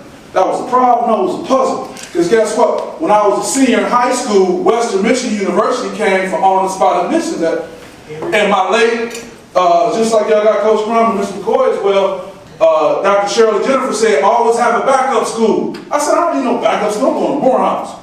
Always have a backup school. So when I found out I couldn't go back, my mother had to tell me it was FM98 Summer Jams that night. As you know, we go to the park, right? And I had to come home, and my mother, single mother, had been stressing. Oh, damn, how I'm going to get them back down there? And me, unbeknownst to me, and she said, baby, I can't do it. I said, that's okay, we make a phone call. I made a phone call, and 2 days later, I was riding with Contrail Top up to Western Michigan University, where I'd already been accepted. So that wasn't a problem, it was a puzzle. So I get there, and I get involved with the fraternity, and whether you get, I'm an alpha, whether you get involved with a fraternity, it don't matter, it was a way to go deeper. Now here's the part that's going to change to see if you really hustle about your business, and that's a universal principle. So here we are, as we in the student union. And Trice, you know how they had showcases up in the union at Western, and it happened to be Delta Sigma Theta, their sorority, right? And we in there, man, all the black folks, we in there talking loud, we just hanging out, right, Ezra? And who come walking through? Like this, with a hat on. I'm like, I'm looking. I said, oh, that's the president of the university. Now see, here's where we distinguish where we go. That's right. Here's all that tough talk y'all be doing. I love y'all, that's why I can talk to you later. There's all that tough shit talking y'all be doing. What you gonna do now? Right. This when you freeze up when you see her. But you been saying you want to holler at her. This when you have to lean into a situation even though you're not comfortable because the natural momentum of life will help you. That's the part you don't know about. Even if you don't know, when you say, how you gonna put the piece down? You gotta lean into it and the momentum will tell you. So I see the president of the university and I said, Dr. Henniker, how you doing? Because he's the president of the university, he gonna be politically correct. He slowed up, he was like, oh, okay. So he processing me, young African-American male, knows who I am. Okay, and I said, Dr. Henniker, this is Delta Sigma Theta, a sorority on campus. Now, some of y'all might want to crack a joke. What what do you care about that for? What you doing? But what he saw, like, oh, this young man is engaging, and I see it. Fast forward, as I don't know if I told you this part of the story, one Saturday morning, because you know what happens Friday night, we hanging out, it's college, I'm gonna tell you what the real is. I'm waking up in the morning, my head hurt. I don't need an early phone call. I get a phone call, pick up, may I speak to Lindsay Huddleston? He's German. I'm like, who is this? This is Dr. Henneke. I say, Dr. Henneke? I knew enough to say, well, yeah, good morning. Would you be interested in an internship in Washington, D.C.? Now, all I knew at the time was that Chris Webber played for the Bullets. That's all that was my team. And Ananda was on Team Something. Y'all know about that. On the side, no. Trash, no. So, but my point being is, guys, that's how opportunities present themselves. Don't get caught up in like, man, that's how you make moves. Now what? I get the internship down there. Dennis Archer becomes mayor of Detroit. He said, oh, Lindsay, we want you to get an internship with Dennis Archer. Got me a paid internship. I'm talking about situation after situation, even down to before I went to D.C., I had a meeting with the president, and they cut me a personal check. The internship was paid for, so we need you to have some money. Wrote me a check for about 2 racks. Bought me a pair of Air Force Ones and a purple Tommy Hilfiger, and I was on my way to D.C. Hey, ready for the year. Do you understand this part about guys? There's nothing but opportunity ready for you, but all you got to do in your greatness, young man, is step outside of that. And if your homeboy don't roll with you, if your homeboy can't get down, so okay, go ahead. If your homeboy ain't rooting for you, okay, go ahead and get it, there she go. Then you don't want to rock with him. And don't let it hurt your feelings. You being purged to be where you need to be. You got to get that out of you. You almost got to have somebody shit on you for you to realize they're not to your benefit. That's what you need? Anybody ever stepped in shit before? Can't get off, you can't. Maybe you steer clear of that spot. I say this out of love, just as these brothers said, out of love of the time I have. So going on, I left Western, went back to Detroit, started teaching at my old high school and coaching there. That was great. Realized that I needed more. See, that puzzle piece came. I said, I need some more education. I said, I got to get some more education. What am I going to do? So I applied for law school. Got into law school, came to Lansing. Same situation. The lady was running for governor. Her name was not Gretchen Whitmer. Her name was Jennifer Granholm. She was running for governor.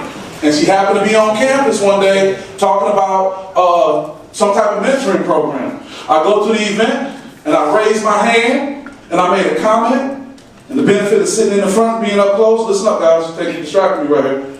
The benefit of sitting up front and making a comment, her people invited me to be on the campaign. Next thing you know, I'm driving the governor around while she campaigning for governor there. She's attorney general then. Me and her in the whip in a white Crown Vic. I have no problem with that. FaceTime like that, she gets elected, your boy got put on. I was her advance man, meaning that if she was coming here to speak, the state police will come in and I will come in. The state police will secure the building, and I will go meet with Mr. Bell because he's the one that trusts. And this is what we gotta have. She gotta have a whole room. I need this space right here. And when she comes, we gotta get right to it. If there was a problem, we'd shut it down. And I'm off to the next event. And then when the governor would come in, she would come in, and I'd say, okay, Governor, this is Ezra Bell. He's the one putting everything in order. He's a real good guy, actually, with the college together. Hey, talk about what I've done back in school. Right? And then she would do that and we'd be off to the next. That's great. So people would tell me, Lindsay, when I see you, I expect to see the governor. 7 Mile, Detroit. Come on. Universal principles, universal experience. It don't stop. I was of value. Just like every one of you would be of value. But you got to just break out of the box. That's all. Just break out of the box. Say my coaches and my teachers got what's best for me. So going back to school, fast forward. So I go and lead a governor. And I get tapped by Walmart. Everybody know Walmart, right? I get tapped to be a corporate lobbyist for them. What does that mean, Lindsay? That means that in Michigan, Indiana, and Ohio, I go to the state legislature on behalf of Walmart. I got their company credit card. I got their brand new Explorer outside. For about a couple years, I didn't know how much gas costs. So I put it on the card. I felt like an oligarch. How much is gas? I just, gas. What is it? Put it on the card. Because I had a company card that I could dip in and do all that. What are you saying? I'm saying everything I had and these brothers experience, y'all can do that too. Now here's the other part. What about when I walked away from the 6-figure income? What? Yeah, 6 figures, I mean that was $100,000 a year plus a $30,000 bonus. And after taxes, that shit is crazy. That 30 turned to 17. Quick. That's cool. 30 30 racks, when they give it to you pre-tax, you get a $30,000 bonus, you get hit with a luxury tax. And that $30,000 is $17,000. 40, that's crazy. See, that's when you're making bread. Those are other conversations. But how did I walk away? Because it got to a point where that wasn't my purpose and mission anymore. It's what's called golden handcuffs. Oh, man. Golden handcuffs. Tim know about that. Tim is doing his corporate moves. He knows about that. Meaning that you getting all this money, that's the goal, but you locked into something that ain't good. Tim, am I hitting on something? You're telling the truth. Tim, we'll talk to you about that. Say golden handcuffs is what I said. Where you get locked into something that the goal is dope. You look at I'm killing them. But you locked into something you don't want to be in. In your spirit, this part, that's when you become a man. And I'm not taking anything away from your masculinity. As you grow older, and you got to make Trice behind his head. And see, Trice don't give up nothing easy. Trice behind his head, that's when you got to start saying, okay, who am I and what's my legacy going to be? So I walked away. And guess what I walked away from 6 figures to do? Come back and be with young people. Isn't that crazy? Come back and be in spaces with young people and talk to young people. Now, it wasn't as glamorous by some. I wasn't making that bread where I didn't have to worry. My wife at the time said, I said, I need some money. I'd be like, how much? She's like, oh, about this, okay. But it changed. But with that came another part. The financial struggles when I left, the challenges for my marriage, and as men, this is a whole other step. Going through divorce and being on the other side of it. And being in a position, I know as we talked about with child support, they treat you like dirt, but I stayed up on it. So I was able to go out there and demand my rights. And put some people on some paperwork and do all this kind of stuff, real stuff that happens. So what am I getting at, guys? This is it. I just want to be the prep for the rest of the day. Listen to these brothers, man. Bask in this experience. Be in your black male, magic man, whatever they want to call it, black man. Enjoy you in a good, safe space. Get it all in. When y'all get back to school, look at each other, give each other a nod and head up. Because y'all got selected to be here, man, because of what the promise is. Then some people say this, as they say, these young men are at risk. I say, yes, they are. They are at risk of being great. They fuck around and do what they need to do, they'll be great. But that's why you take advantage of moments when you got brothers coming in from different backgrounds, whether you listen to what they say, you pick up on it, because we've been there before. And we here because we want y'all to know. Let's talk about education. I got to the point in my marriage was declining, and I was saying, man, what I want to get into, what I want my next move to be, because politics was just changing from me, but I love sports. And I didn't want to coach again, but this whole concept of sports psychology was opening up. And because of the challenges I was having in my marriage, I said I could learn some psychology. So I went and got my master's in sports psychology. Now this is how I code the game. And this is not to disparage my ex-wife, but this is when you got to make a decision for yourself. She came up to me mad.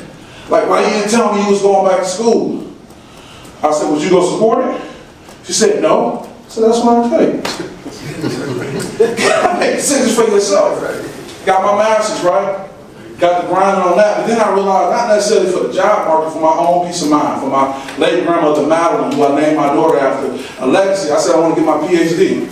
And I said, I'm going to keep working. That's what we're going on now. So you may be looking at academic achievement like I ain't really hearing it, but like Ezra said earlier, there's systems in place to support you, man.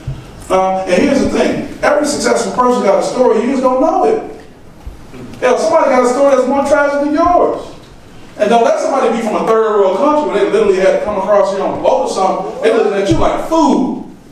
Oh, you eat every day? You got shoes? You got to change your clothes? They're like, I'm going to give it to you. And that's what you up against, somebody else's hunger and desire. But you got great people around, you got coaches every day telling you principles that you need to live by. But we do it by nature, we want to fight it. I don't want to hear that. You want to fight it.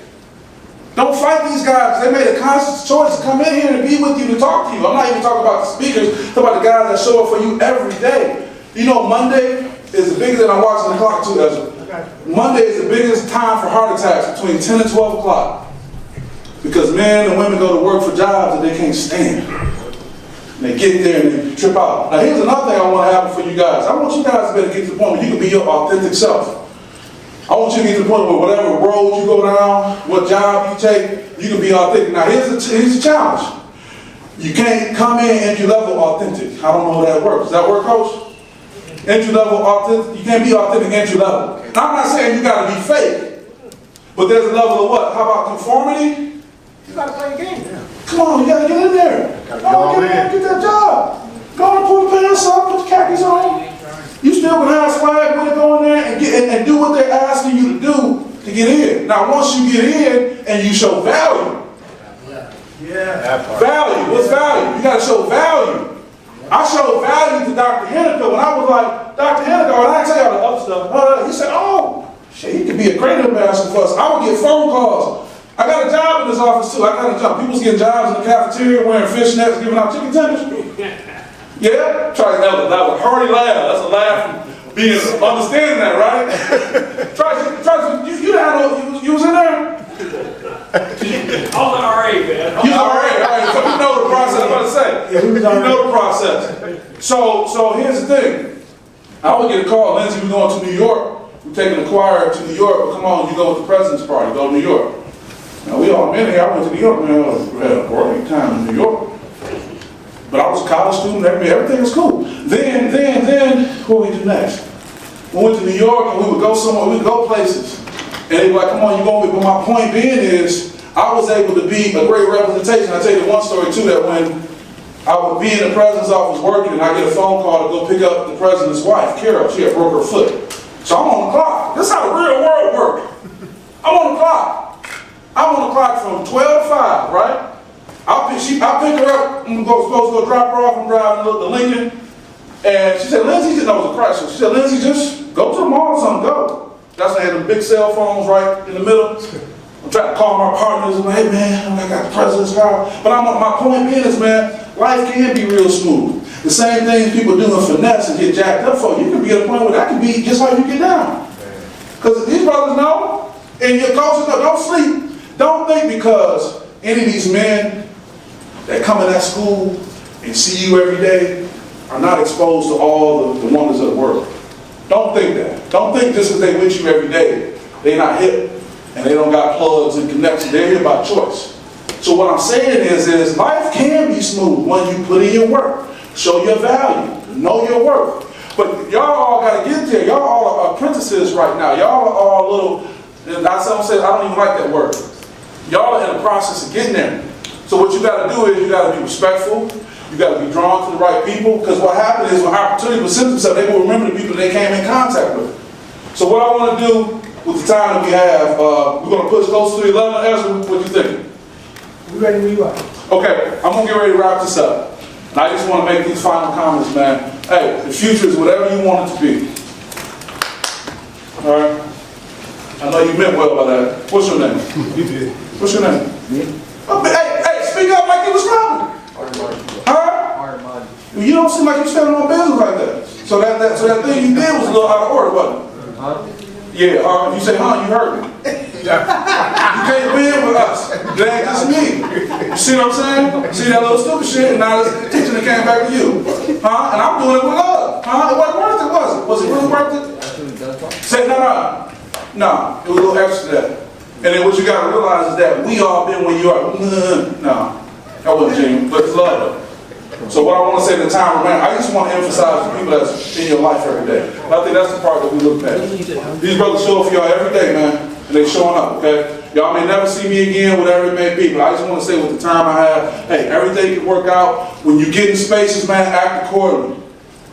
Don't bring whatever other situation to these. Read the room, man. Run that back, please. Say it. When you get in certain situations, act accordingly. And it may be that you just haven't experienced it. But read the room, man. Fall back and just read it and peep game for a minute. And it's okay not knowing. And then, or look at people you know, coach. Hey, coach, what's up, coach? Damn, what are we supposed to do right now? And coach will let you know. He'll let you know how to play. So all I want for the rest of the day to be is opportunity for y'all to benefit, man. And let's get past being too cool. Don't disrespect the speakers by not paying attention and all that. And if something got on your nerve a little, that's okay.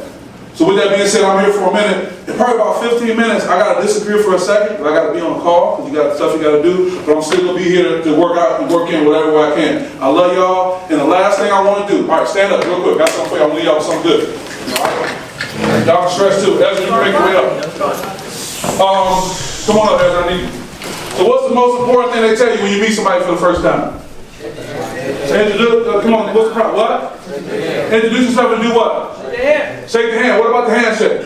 Firm grip and do what? All right. Now I know that's the part that get real kind of funky. Come on, look at somebody in the eye, we also game. You can only use it on your coaches, one time, they're gonna be hip to it. But this is gonna help you get over that. So what I wanna do is when you turn to somebody that you're gonna be your partner for now, and be serious, and I want you to squeeze their hand like they owe you some money. That's how you shake somebody in, like, where my bread at? And then instead of looking in their eye, don't worry about that Kanye, look at the bridge of their nose. Look at their nose, and say your name.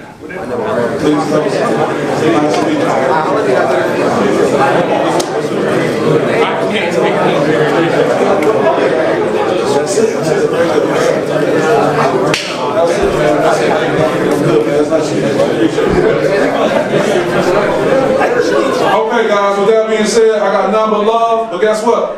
You can have a seat. I'm going to give it back to Mr. Bell. Check it out. Let's give it up. Brother Hudson. Yeah. Nothing but love. Hey. But with that love comes expectation. Y'all stay on it. And that's what some people are here to help you do. Stay on it, all right? Appreciate y'all, okay? Hey, look, real quick. This was a humble flex. He just hit you real quick. So, can you tell us how you got connected with Spartan Athletics, real quick? Okay. Give them both to you. Okay. You talk about how you got connected with Spartan Athletics and how you got connected with USA Basketball. All right. So with my work now with USA Basketball, I've traveled the country with them as one of their speakers, particularly with their youth development part, talking about mindfulness and a mindful athlete as it relates to my sports psychology background. With basketball, thank you for that, Ezra. Perfect lesson. Looking at the paper. It's funny, I went to the game last night. I parked in, actually, the Kellogg Center. I parked in there and I went across the Brody to eat.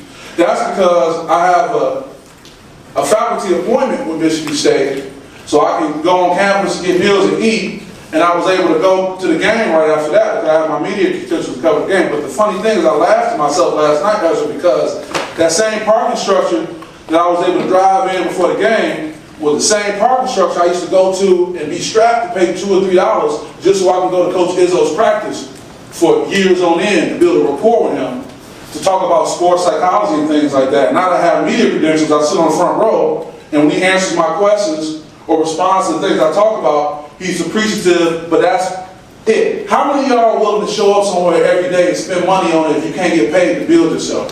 Shoot. Come on, man. That's what it's about. You got to be able to show up every day for certain things you won't get paid for. You might even have to pay some money for it, but it's called an investment in yourself. And with that being said, I think it's working out well for me. So keep those things in mind. Does that help the time? That's an amazing. You got one question, baby? No, you're doing that right now. Oh. You're going to school, getting an education, so that you're going for free right now. You're not paying, you're not getting paid to do nothing.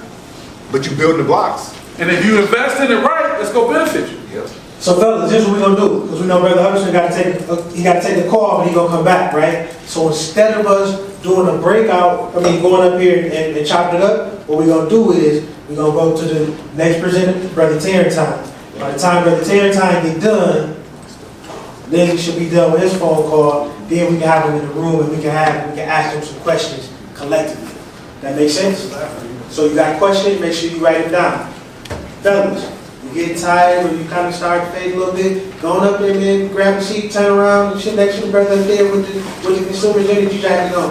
Go up there, sit next to the man with the camera, figure out who he is. Don't talk too loud, but it's okay to get up. Bro, we got all this space, all this us today, right? So, if you need to, get up, go up there and sit down there. Just make sure you got your ears on.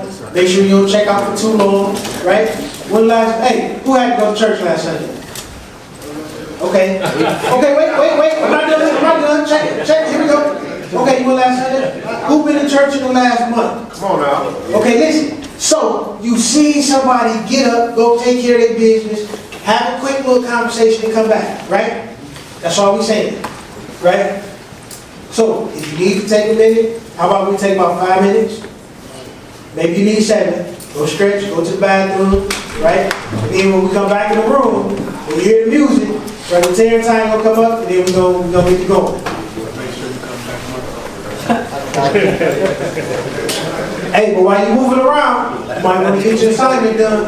Ask some questions.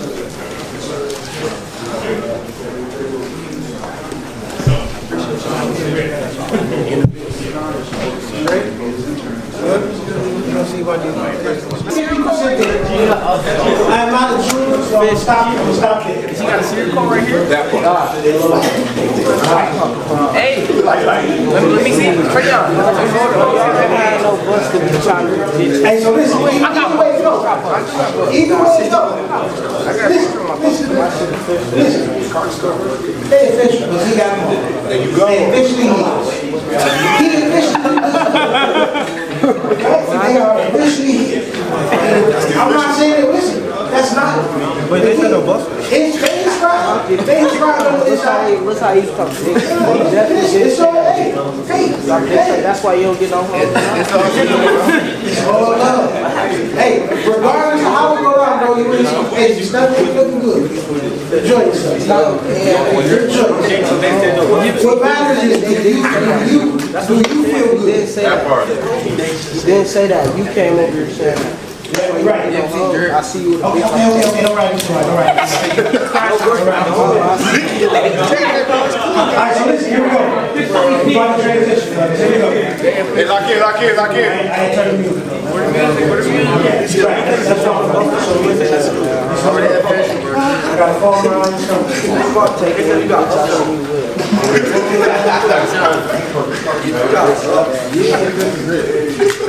Hey, everybody back? Everybody back? No. What we missed?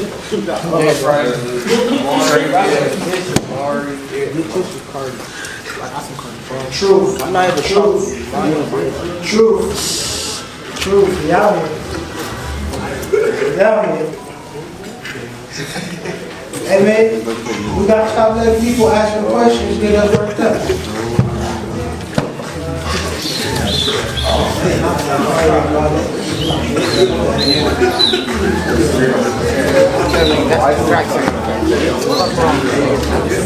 All right, fellas, listen.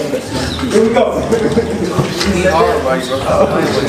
I told y'all in the beginning, we don't invite anybody into the space that we do not trust. Gotta go get it. They ain't gon' give it to you. Watch what you say, watch who deliver it to watch some way. You'll never know when it rains. You can never feel love. Now no Yeah, that's okay. Listen. It's okay. I'm gonna turn on some wine this for y'all in the middle. Y'all gonna be able to listen to the hard wine in a second. Some of us need to get our hearts together. It'll be all right. Fellas, listen. Here we go. Appreciate the time that you gave and the energy that you gave to Brother Hudson shared his story, right? Told you about the things that he's been able to do, his experiences in leadership, right? The whole day is about developing the leader in you, right? This next brother coming up, and then after Brother Terry time gets done, we're gonna go back here and chop it up. He's not Jamaican, stop sucking your teeth, okay? The next brother coming up, listen, Mr. Terry Time has been in all of the rooms. Actually, he calls them suites, right? Right? When they talk about the people that you're around, when they talk about, I'll show you your future, you show me the people that you hang around. This is why I hang around brothers, these types of brothers, right? When we started hooping with, when I got to college with Brother Hudson, we was already, Trice that was hooping. I was always the last joke with this. Not a problem with saying it. I'm the 10th one on the floor. Hey, but by the time we left, it was a problem for everybody. Put my time in, I was developing, right? The biggest thing that I took from listening to Brother Huddleston is, bro, we gotta make sure that we're coachable. Y'all know what it means to be coachable? Right? If you understand what it means to be coachable, then we should be able to shift and go to another gear. Right? As we shift and go to our next speaker. Yes, sir. But I was gonna say, sometimes being coachable ain't harder. I mean, ain't as easy as it sounds. I know people be like, just listen, but like just listening ain't as easy as it sounds. Okay, I love that. Right on the board, so we can talk about that more. Right on the board, so we can talk about that more. Right? This is exactly what we're here for. So, salute and respect, bro, for lifting that thought process up. Right? We can't address it. No, give it to him. Give him the phone. The issue issue is, y'all not used to being in the room with people that say what they mean and mean what they say. And so now, you're in that space. And so we get it. We're going to test it a little bit. Guaranteed, every brother in the room is battle tested. I'm not worried about that. Either way you decide to take the battle. Right? Because if I call Brother Gillen, if I call his brother, it's really going to be something different. But listen, this brother has been in each and every room you could possibly dream of. I have been in the car with this brother and heard the phone ring, and it's the governor. Multiple governors. I've been in the car with this, I've been in places with this brother that people not really allowed to go. Right? He allowed me to go with him into these spaces and into these environments because he's always saying, hey man, you know how to carry yourself. I don't have to worry about you when we go into these places. Right? One of the biggest things we got to get into our heads, brothers, is your behavior should afford you the invitation to stay. I think Brother Vaughn said that a while back. And I think Brother Vaughn talked about that's what he poured into his son. Your behavior and the way you conduct yourself should afford you an invitation to stay and build for more. So when you talk about it being difficult to just listen, right? What's hard about it? No, it's just like, I said... You don't trust it. You don't trust the people in the room. I mean, you could... It's okay to say that. You could say that. Yeah. Maybe. But then my question in return would be, what have we done or shown you that doesn't allow you to trust us? Like, for example, like coaches would say, listen, but like, we do the same thing to coaches. The coaches play around, the coaches argue all the time. But like when we argue, it's a problem. Like, you feel me? Coaches argue all the time. Coaches always playing games, arguing, cussing at each other. We finna fight. But now, when other people are doing the same thing, it's a problem. Hey, so again, we talking about, I just shut the assembly door. Very few times have you been in the room with people that say what they mean and mean what they say. They walk on what they talk. Right? You keep that one. Because I feel like if players get kicked off the team for arguing, coaches should get fired for arguing too. You feel me? That's what I think. Y'all agree with that? Hey, what you want to do with the P41? You want to scrap it?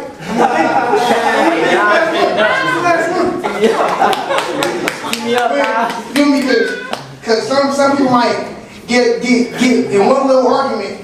The coach get arguments with the player every day. And you gonna say something different? So listen, arguments do happen.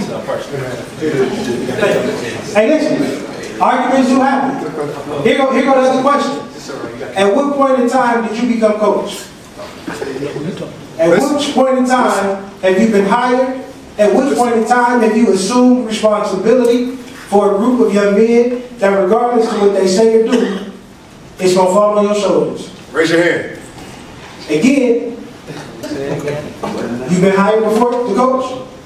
You've been hired and been responsible for young men? Your age, this age group? I love it. Okay, the little ones. Okay. Y'all different than the little ones. But listen, all of this is an amazing setup. Y'all didn't know we had Shaq coming to the boy next. You about to eat all that, right? So listen, I love this brother. He introduced me to my wife. Hey, he took me to a crib one day, man, at a fight party, and I could only just, I was just blown away at what I was seeing. Had no idea that the person whose house we were in would be one of the coolest white men I'd ever met, and be willing to bless me and my family in a way that allowed us to purchase that home. You see what I'm saying? Connections and relationships, brothers. I'm not going there, Jason. I ain't going, well, look, okay, we'll put it this way. So when the brother talking about it, we were blessed in this home like it's a theater joint in the basement, 100-inch screen. Hey, so playoffs, 2 games, about big, about You bought that? Bigger. Oh. Way bigger. Listen, that's the TV. My joint one. Yeah, but listen, I have not that experience. I have not that opportunity if it's not for the relationships that my brother has, right? So again, take your pen out. Make sure you're ready to take some notes, right? This brother gets paid by millionaires to come through and help them straighten out their organizational disasters. I ain't got nowhere close to that bread, so I just asked him to come for the love. Right? Mr. Tim Tarrantine.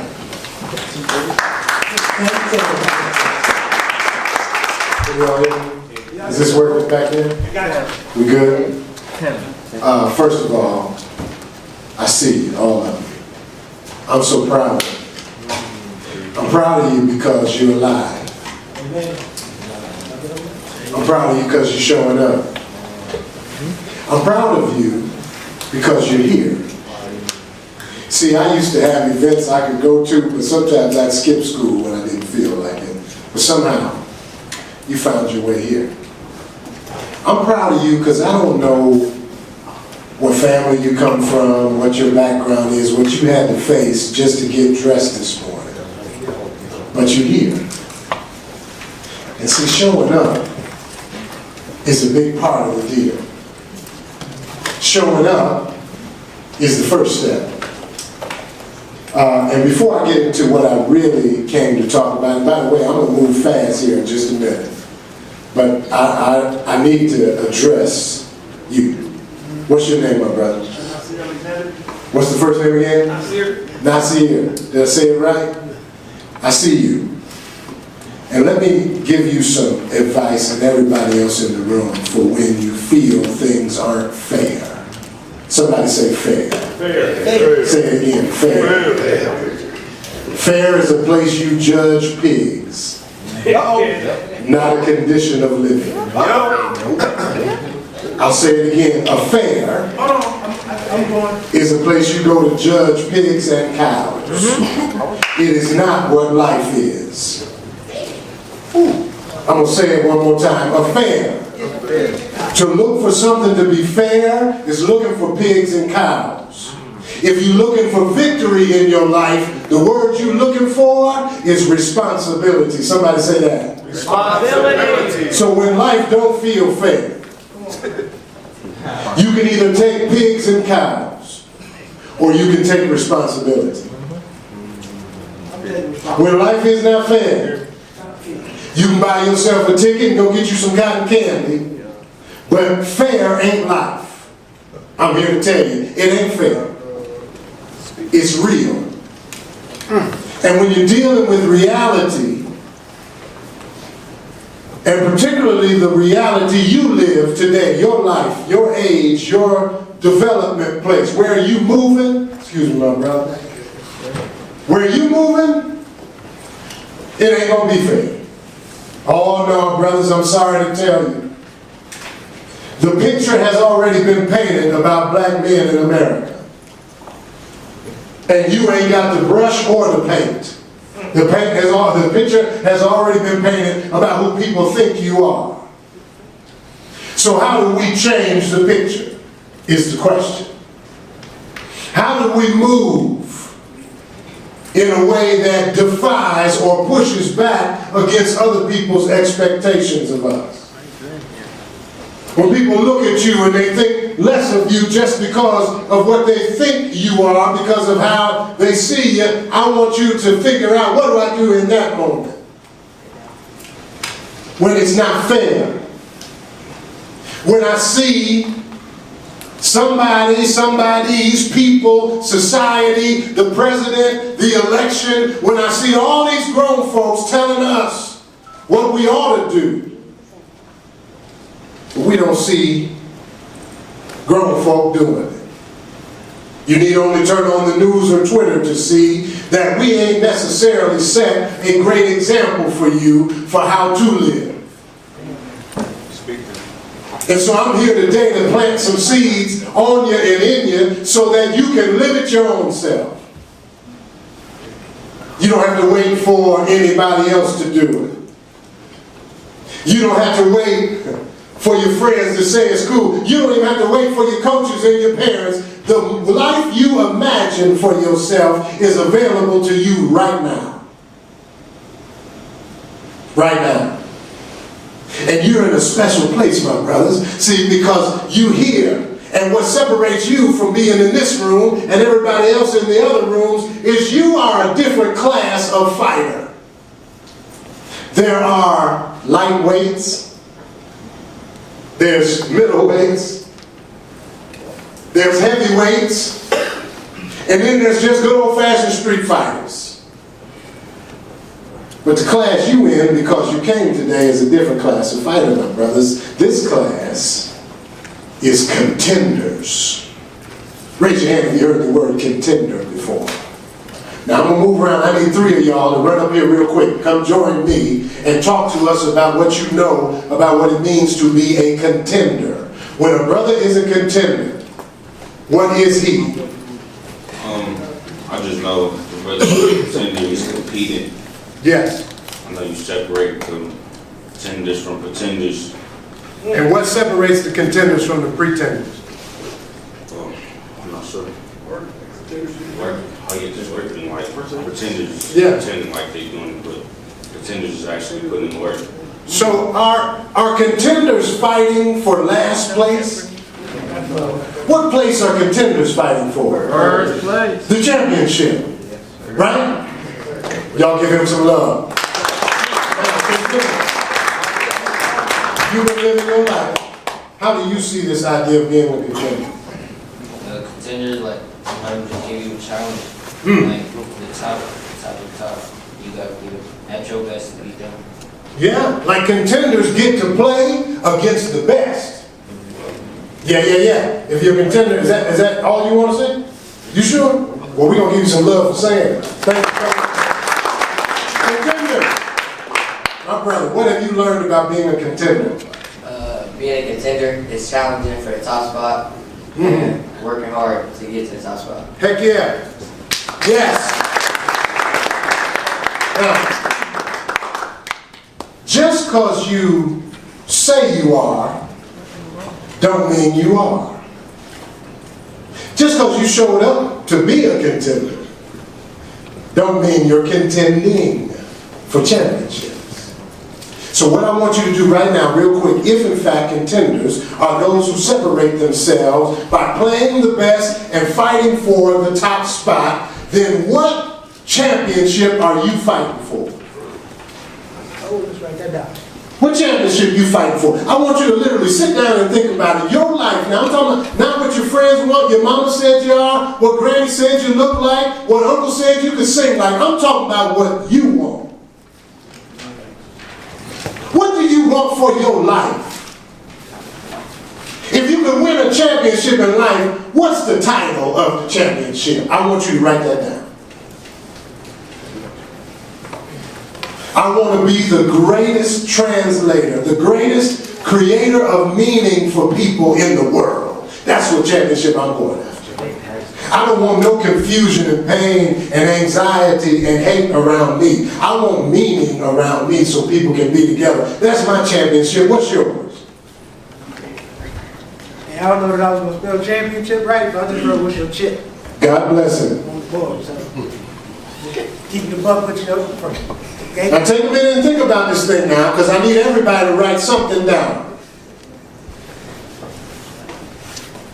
Naming it changes it, so don't opt out of this. Put your name on it. Put something on it so you can change it. What championship you fighting for?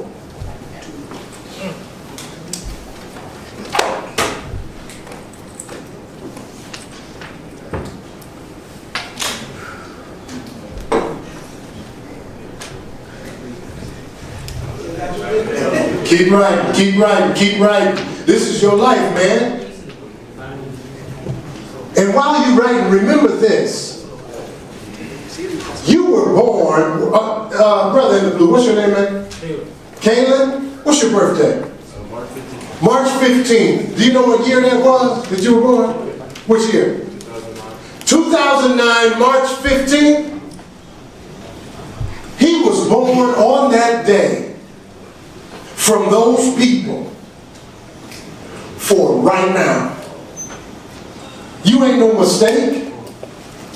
I don't care how you got here. I'm the product of a creep. My mama left me at the hospital when I was born. I was an abandoned kid and adopted later. Let me tell you something. I'm still not a mistake. I was born in March too, but I got a purpose in my life, and so do you. So if you got a birthday, you got a purpose. If you got a birthday, you got a purpose. Now don't let no fool take that away from you. What championship do you want?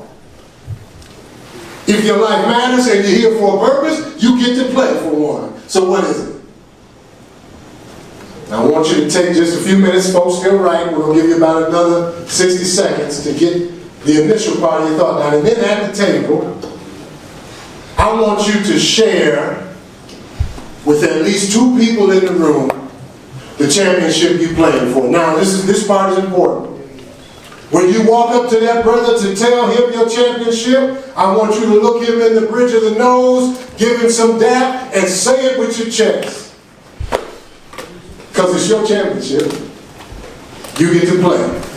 Are we ready? Now I need you to get up, go find 2 brothers, look them in the bridge of the nose, and tell them what you're fighting for. Here we go. You got 1 minute to do it to get to 2 people. Let's go.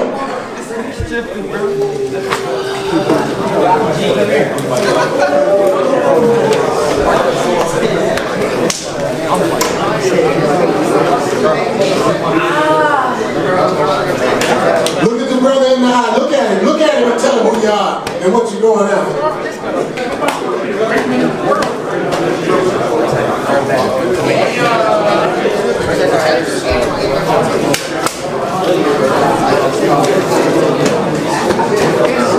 Yeah, I love it, I love it, I love it. You should be finding your second person now. We should be at number 2 and then head back to your seat.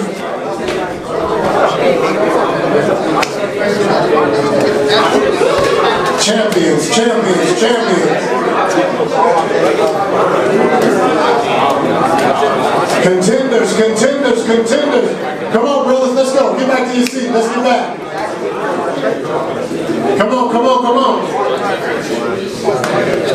We got 15 seconds to get back to the chairs. 15 seconds.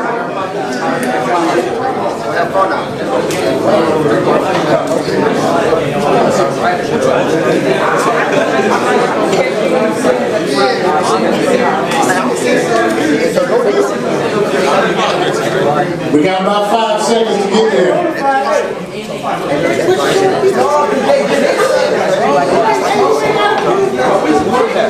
All right, all right, all right. Let's get back.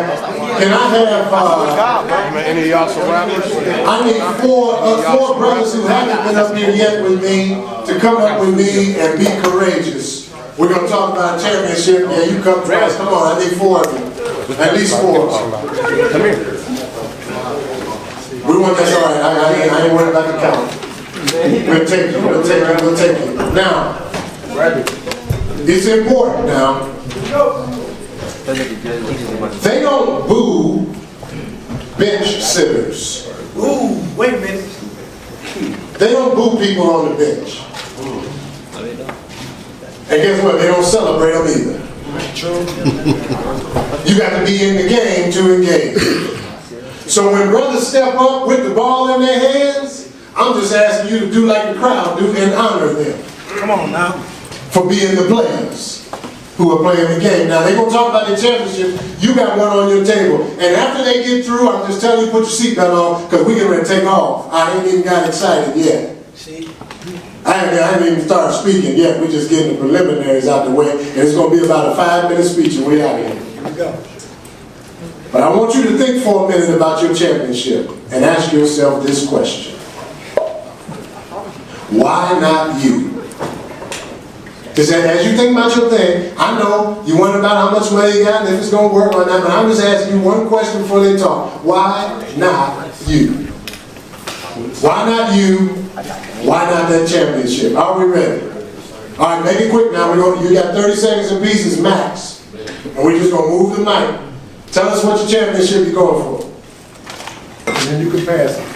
My championship is, With your chest now. I need you to project so they can hear you talk. I want to be able to feel peace, like actual peace, and be financially stable and not have to worry about anything else. Peace. I love it. My championship is I want to grow up to be my own boss, open up my own shop, become a successful barber. A successful what? Get back to that. A successful barber. My man. Gotta go. Love it. Hold on now. I can't hear you. My championship is being rich. I want to buy my own house. I'm gonna be a real estate agent. And how you gonna make that money? Be a real estate agent, and then I'm gonna flip houses. I love it. I love it. And he got a plan. With your chest. My championship game a little bigger because I gotta do a game for me and my people. So really, I just want to like, for me, I just want I can't die to nobody, so I gotta leave, you know, some type of difference when I die. If I die to nobody, it's all for nothing. So I gotta make some huge change, something like that. My championship end game is just to like, you know, be stable, not the need for anything. So I'm just not need for nothing. Not need for nothing. My championship is to be the first black male in my family to graduate, to get a HVAC certification and get my bachelor's degree. HVAC and a bachelor. My man. My championship is to go to college, graduate, become a surgeon, and give my kids a better life than I have. Woo! Surgeon now.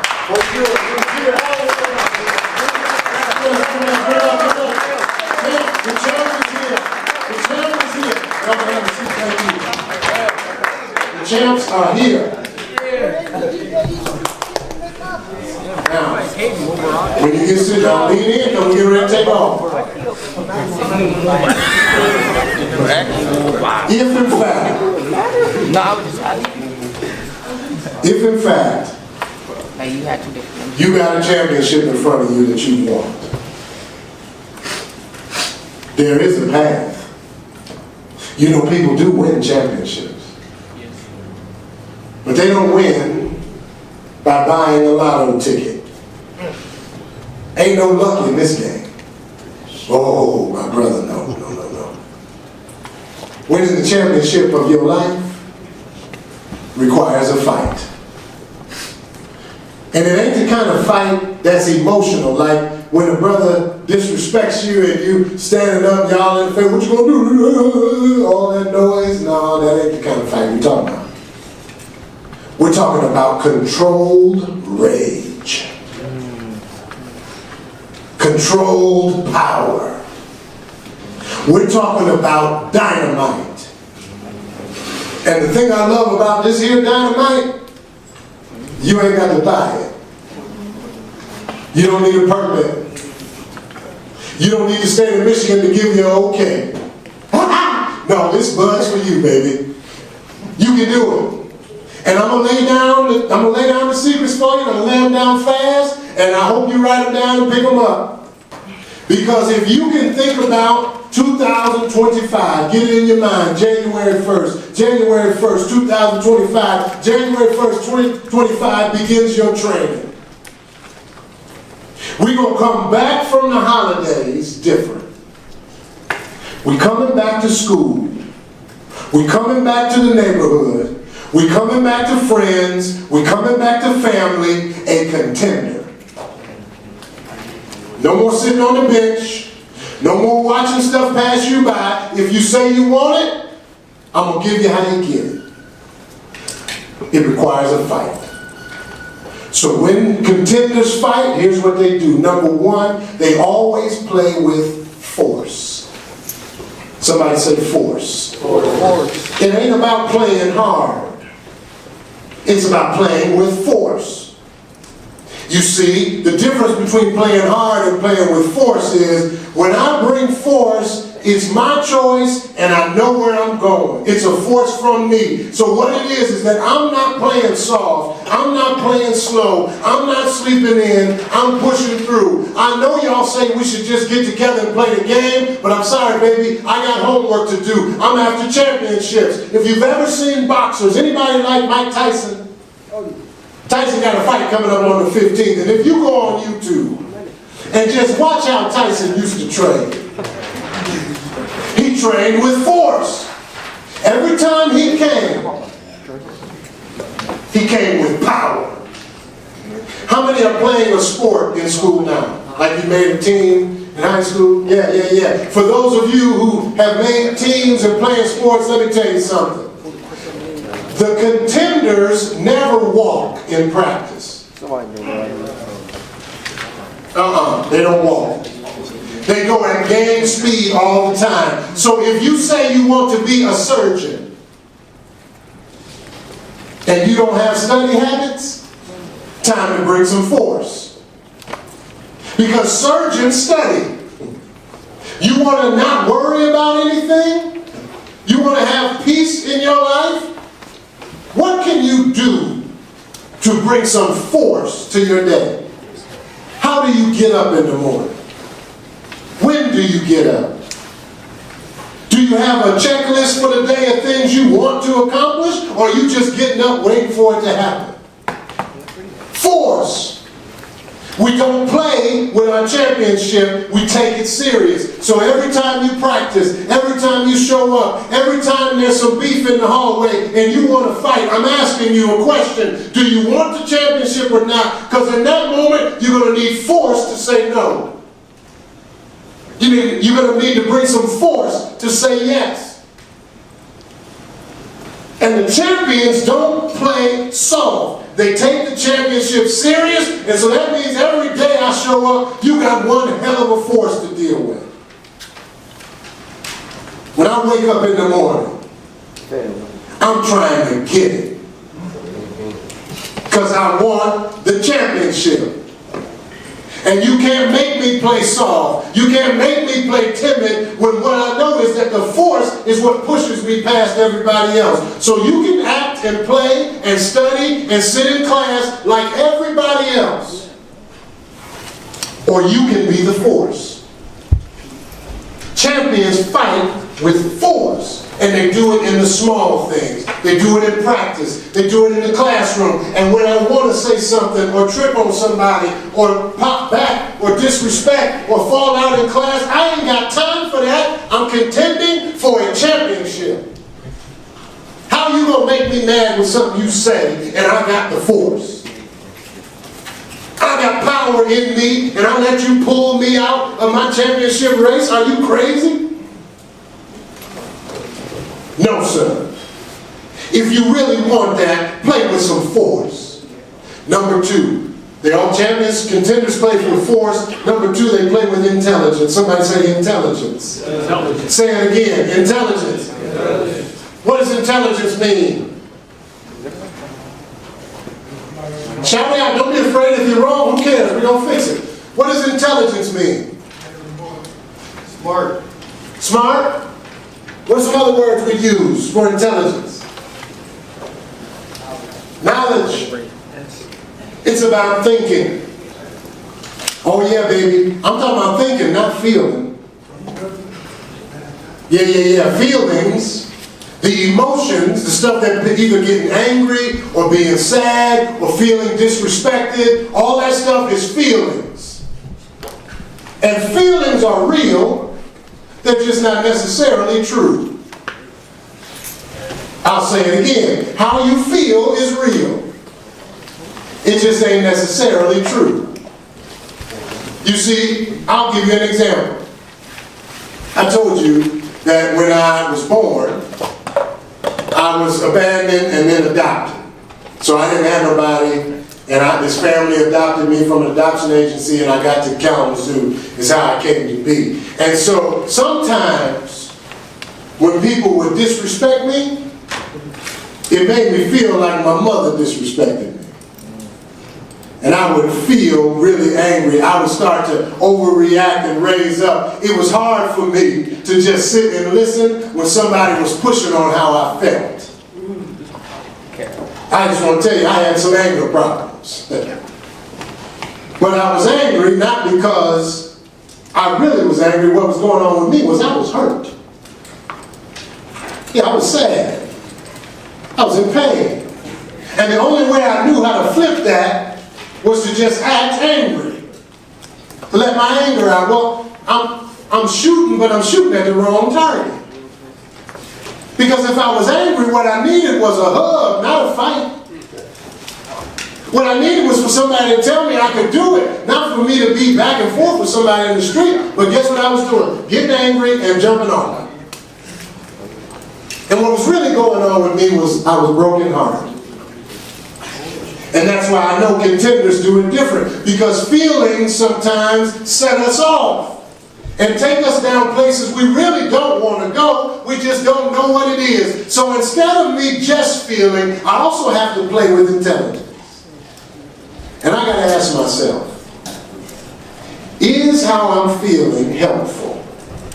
Write it down. Is it helpful? Does it help me?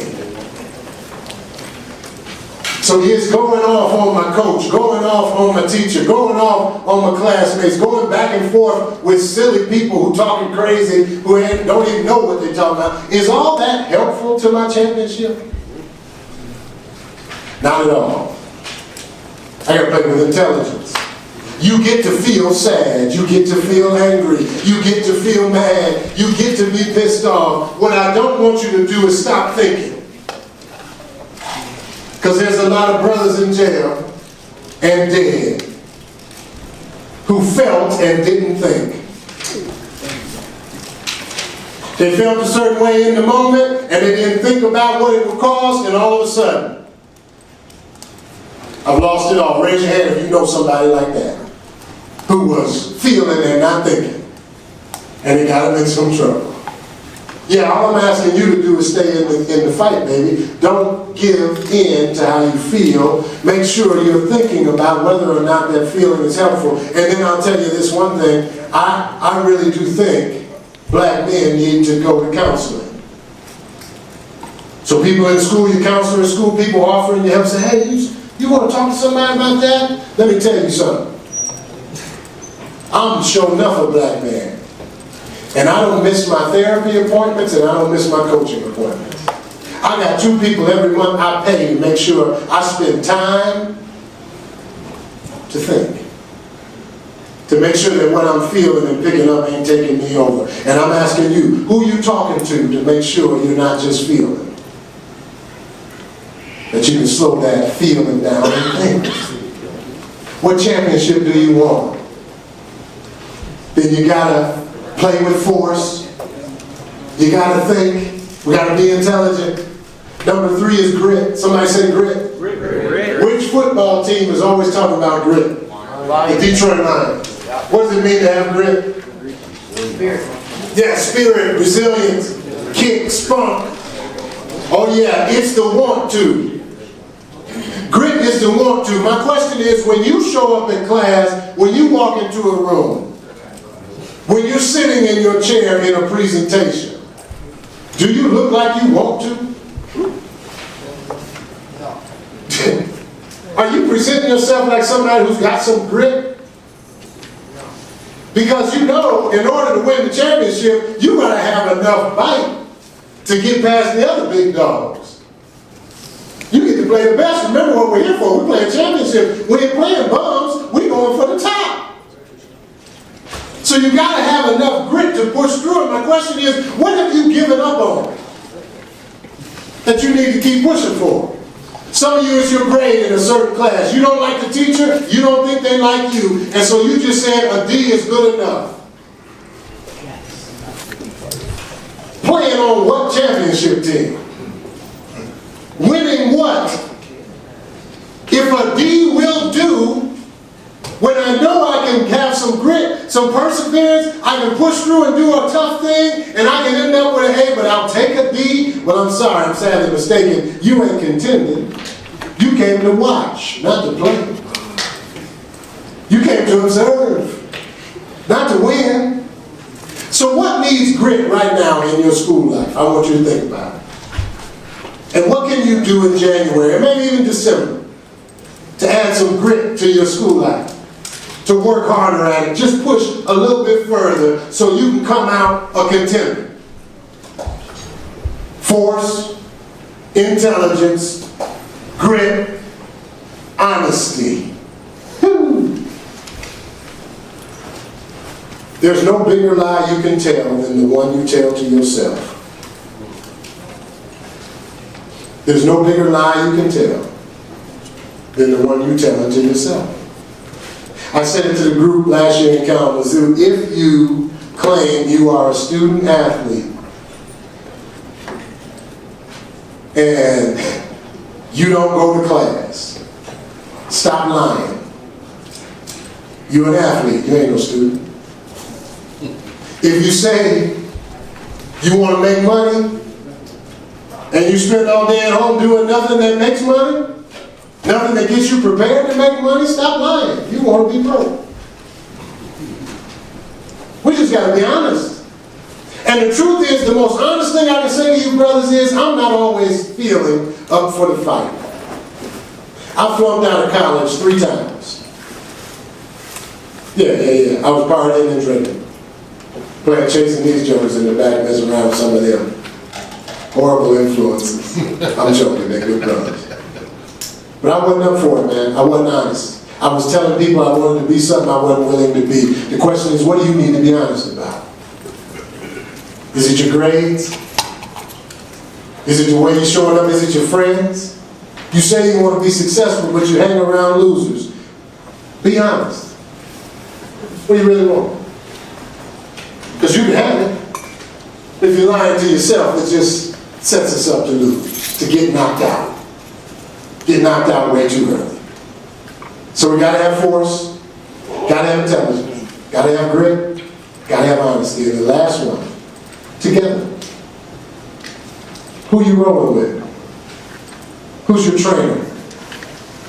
Who's teaching you? Who's your hype man? Who around you is encouraging you?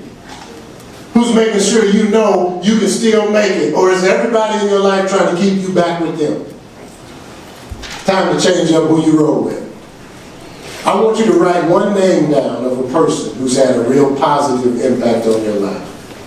Right underneath your championship. If there's one person you look at like, man, that person, I know they crazy, I don't really like how they dress, but they really want me to be successful. Write that name down. Who's looking out for you?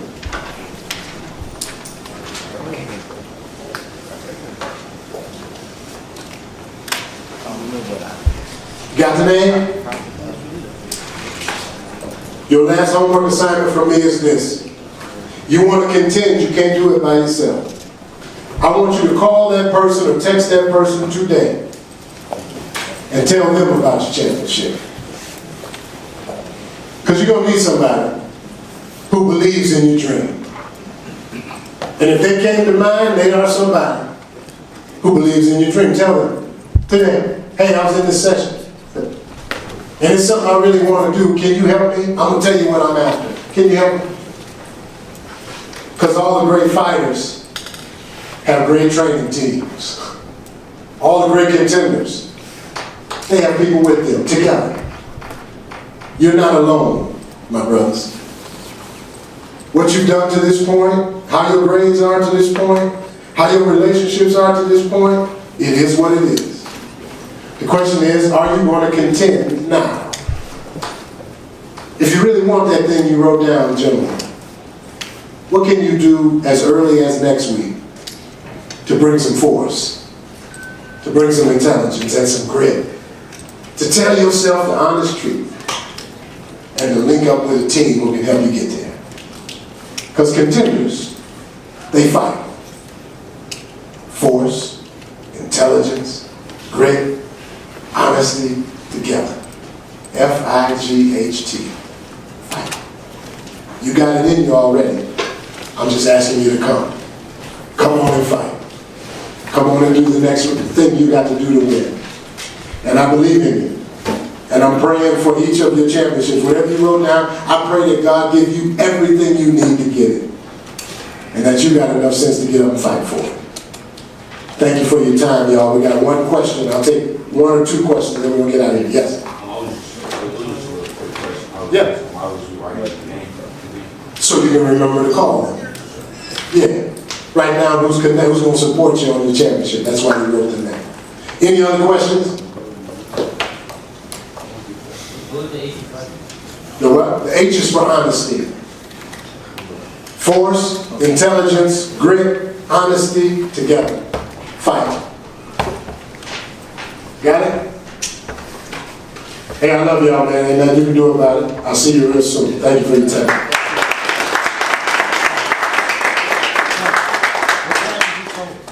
Hey, what I appreciate most is that I seen some pages turning, ready to take notes, right? You got this notebook, you got this, that's yours, right? So when you at the crib, you somewhere, you pontificating on what the next move is, go back and look over these notes you taking. Make sense? Who hungry? Hey, listen, since I done seen so many hands go up, we gonna eat based on how much hair you got on your head.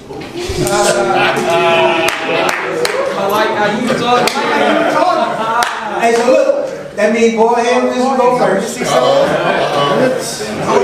That mean we eat first. Yeah. Boy head brothers eat first. Boy head brothers. We gonna eat in order of age. From oldest to youngest. So check it out. Hold on. Listen. Hey man, y'all sound like some real haters. Listen. How many seniors do I have in the room? Oh, okay. Hey, senior gonna eat last. Hey, listen. Y'all toast the boys like y'all about to catch the bag. Y'all about to catch the bag next, right? Everybody gonna have an open house. Everybody gonna get blessed. Like, it's gonna be your turn. Truth be told, I just seen how y'all ran through the pastries this morning. I want to make sure you eat. So y'all better hurry up before y'all better hurry up. I don't know how long I'm gonna be able to hold it.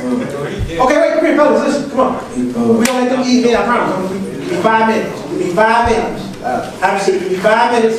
Y'all better go eat. I'm telling you now. Y'all better go. Hey, so look, the lunchtime conversation, let me tell you this lunchtime conversation real quick, right? So, we're going to get our food, right? Get your food, you're going to come back in. We're going to take about 15, 20 minutes to eat, and then we're going to have a little conversation, right? We're going to do a little panel. I got my big homie, Calvin Winfield, and Mark White going to come up and just share some of their journey. Y'all know the name Mark White, right? Okay, some of y'all do, some of y'all don't. Listen, who? Yeah. So listen, we're just gonna have a conversation about these brothers' journeys. What we are doing ultimately, the ultimate goal is we gonna have the same conversation next week with a group of brothers such as yourselves from Kalamazoo. Right? We want to continue to have these conversations in a manner that allows us, once to kind of warm up a little bit in 2025, we're going to bring both groups together and we're going to build collectively. Make sense? And we really want to talk about some high-level conversations about what it is that you all need in order to meet the goals that you have set for yourself. Not based on what somebody else has set for you. Okay? But again, we want to build to make sure everybody understands what the movement is, and we want to make sure we understand what your needs are. Closed mouth don't get fed, fellas. Salute and respect for lifting up the things that you did, right? We know some people that got some other thoughts. We want to put those things on the table. We put them on the table in a respectable manner, and then we organize and mobilize around how to deal with those issues, right? We don't want you to be out here having a fight to feel like you have to fight by yourself. It's called advocacy, right? We want to help scrap with you and for you. How y'all feel so far? Good. We all right with the conversation? Yeah. Listen, we're gonna get some food, right? We're gonna hear from some brothers, and then we're gonna have some more conversation up here this afternoon, right? We're gonna end the day with Ms. Janae Christian. We're gonna have some conversations from the Queen about just leadership in life from a whole other perspective.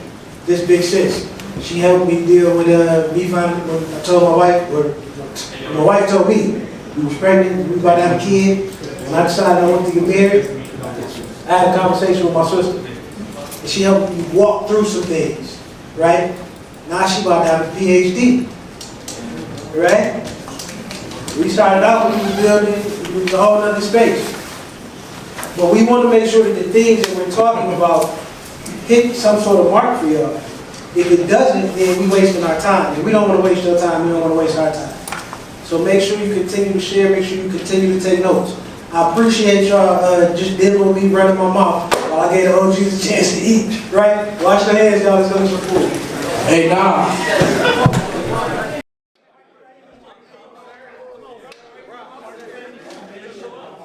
Come on, man, you gotta come too. Come on, Sister Tracy. Come on, yeah, come on, Miss Tracy.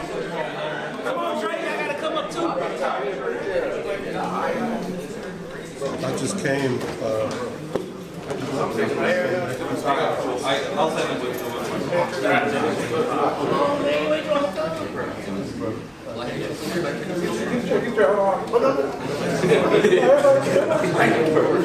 All right, fellas, we're looking at this camera right here. Fellas, we're on this camera right here. I'm just going. Y'all can smile too, man. Y'all got a mean bug. Black joy. Hey, whatever's going on behind my head, I'm swinging on somebody.